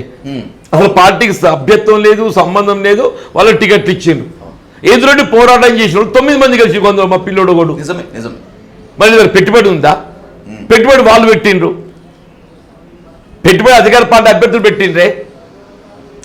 ఈ గెలిచిన 9 మంది ఏదైతే పైసా ఖర్చు లేకుండా కాళ్ళు గడప పట్టుకొని గెలిచి వచ్చిండ్రు. ఈ గెలిచిన 9 మంది ఏదైతే ఉందో జీవన్ రెడ్డికి అన్యాయం అయింది. మేము ఆది నుండి కాంగ్రెస్ పార్టీ పట్టుకొని ఉన్నాం, మా కాంగ్రెస్ పార్టీ అన్యాయం చేసింది, రేవంత్ రెడ్డి అన్యాయం చేసిండు, ఆ ఎమ్మెల్యే అన్యాయం చేసిండని చెప్పి కాళ్ళు గడప పట్టుకొని ఏదైతే ఉందో ప్రజలను చైతన్యవంతులు చేసి 9 గెలిచినాం. ఎక్కడ కూడా 9 ఇండిపెండెంట్లు కాంగ్రెస్ పార్టీకి ఎదురొడ్డి గెలవదు. నిజంగా చెప్పాలంటే తెలుగు రాష్ట్రాల్లో ఒక సెన్సేషన్. మరిగా అవును, డబ్బు అనేది డెఫినెట్లీ ఇట్ కౌంట్స్, డబ్బు అనేది definitely it counts.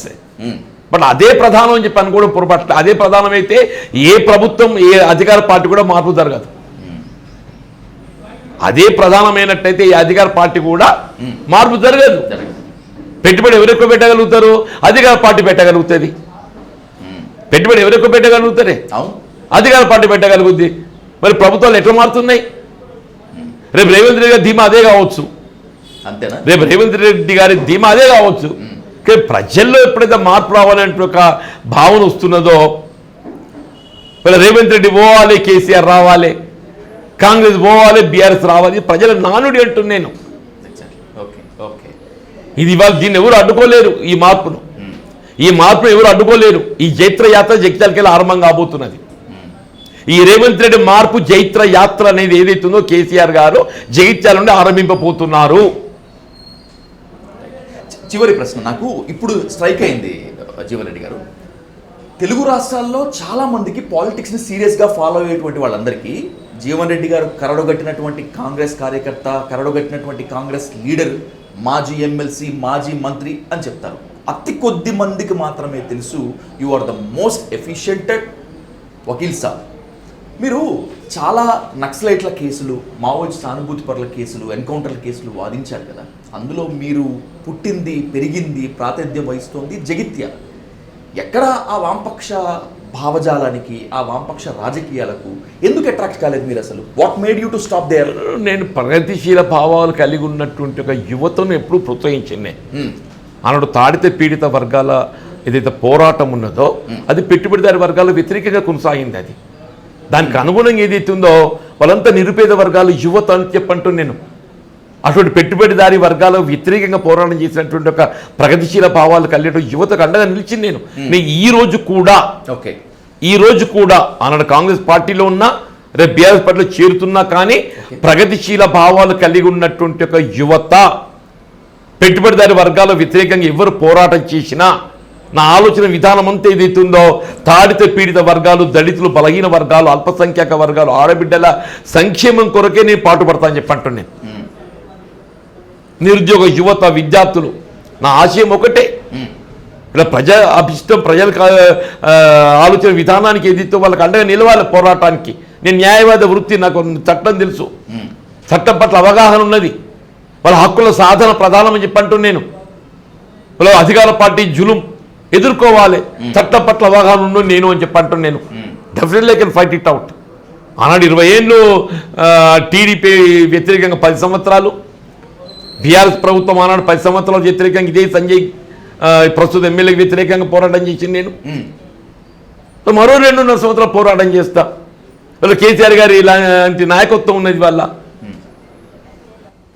Right Jeevan Reddy గారు, మీరు చేస్తున్నది తప్పు అని చెప్పి కొంతమంది అంటున్నారు. లేదు, జీవన్ రెడ్డి గారు చేస్తున్నదే రైట్ అని చెప్పి కొంతమంది వాదిస్తున్నారు. ఏది తప్పో ఏది రైటో ఒక సీనియర్ పొలిటికల్ లీడర్గా మాత్రమే కాకుండా ఒక వకీల్ సాబ్గా మీకు తెలుసు. జగిత్యాల నుంచి ఖచ్చితంగా మార్పు చూపిస్తారంటున్నారు. ఆ మార్పు విప్లవమే అంటున్నారు. ఆ విప్లవం ఎలాంటి ఉంటుంది, రాబోయేటువంటి ప్రభావం ఎలా చూపుతున్నటువంటిది ఖచ్చితంగా నేను కూడా వెయిట్ చేస్తాను. మళ్ళీ మీతో కూర్చున్నప్పుడు దీనిపైన కూలంకషంగా చర్చిస్తాను. Thank you so much Jeevan Reddy garu. Thank you much. I must thank you sir. Thank you sir.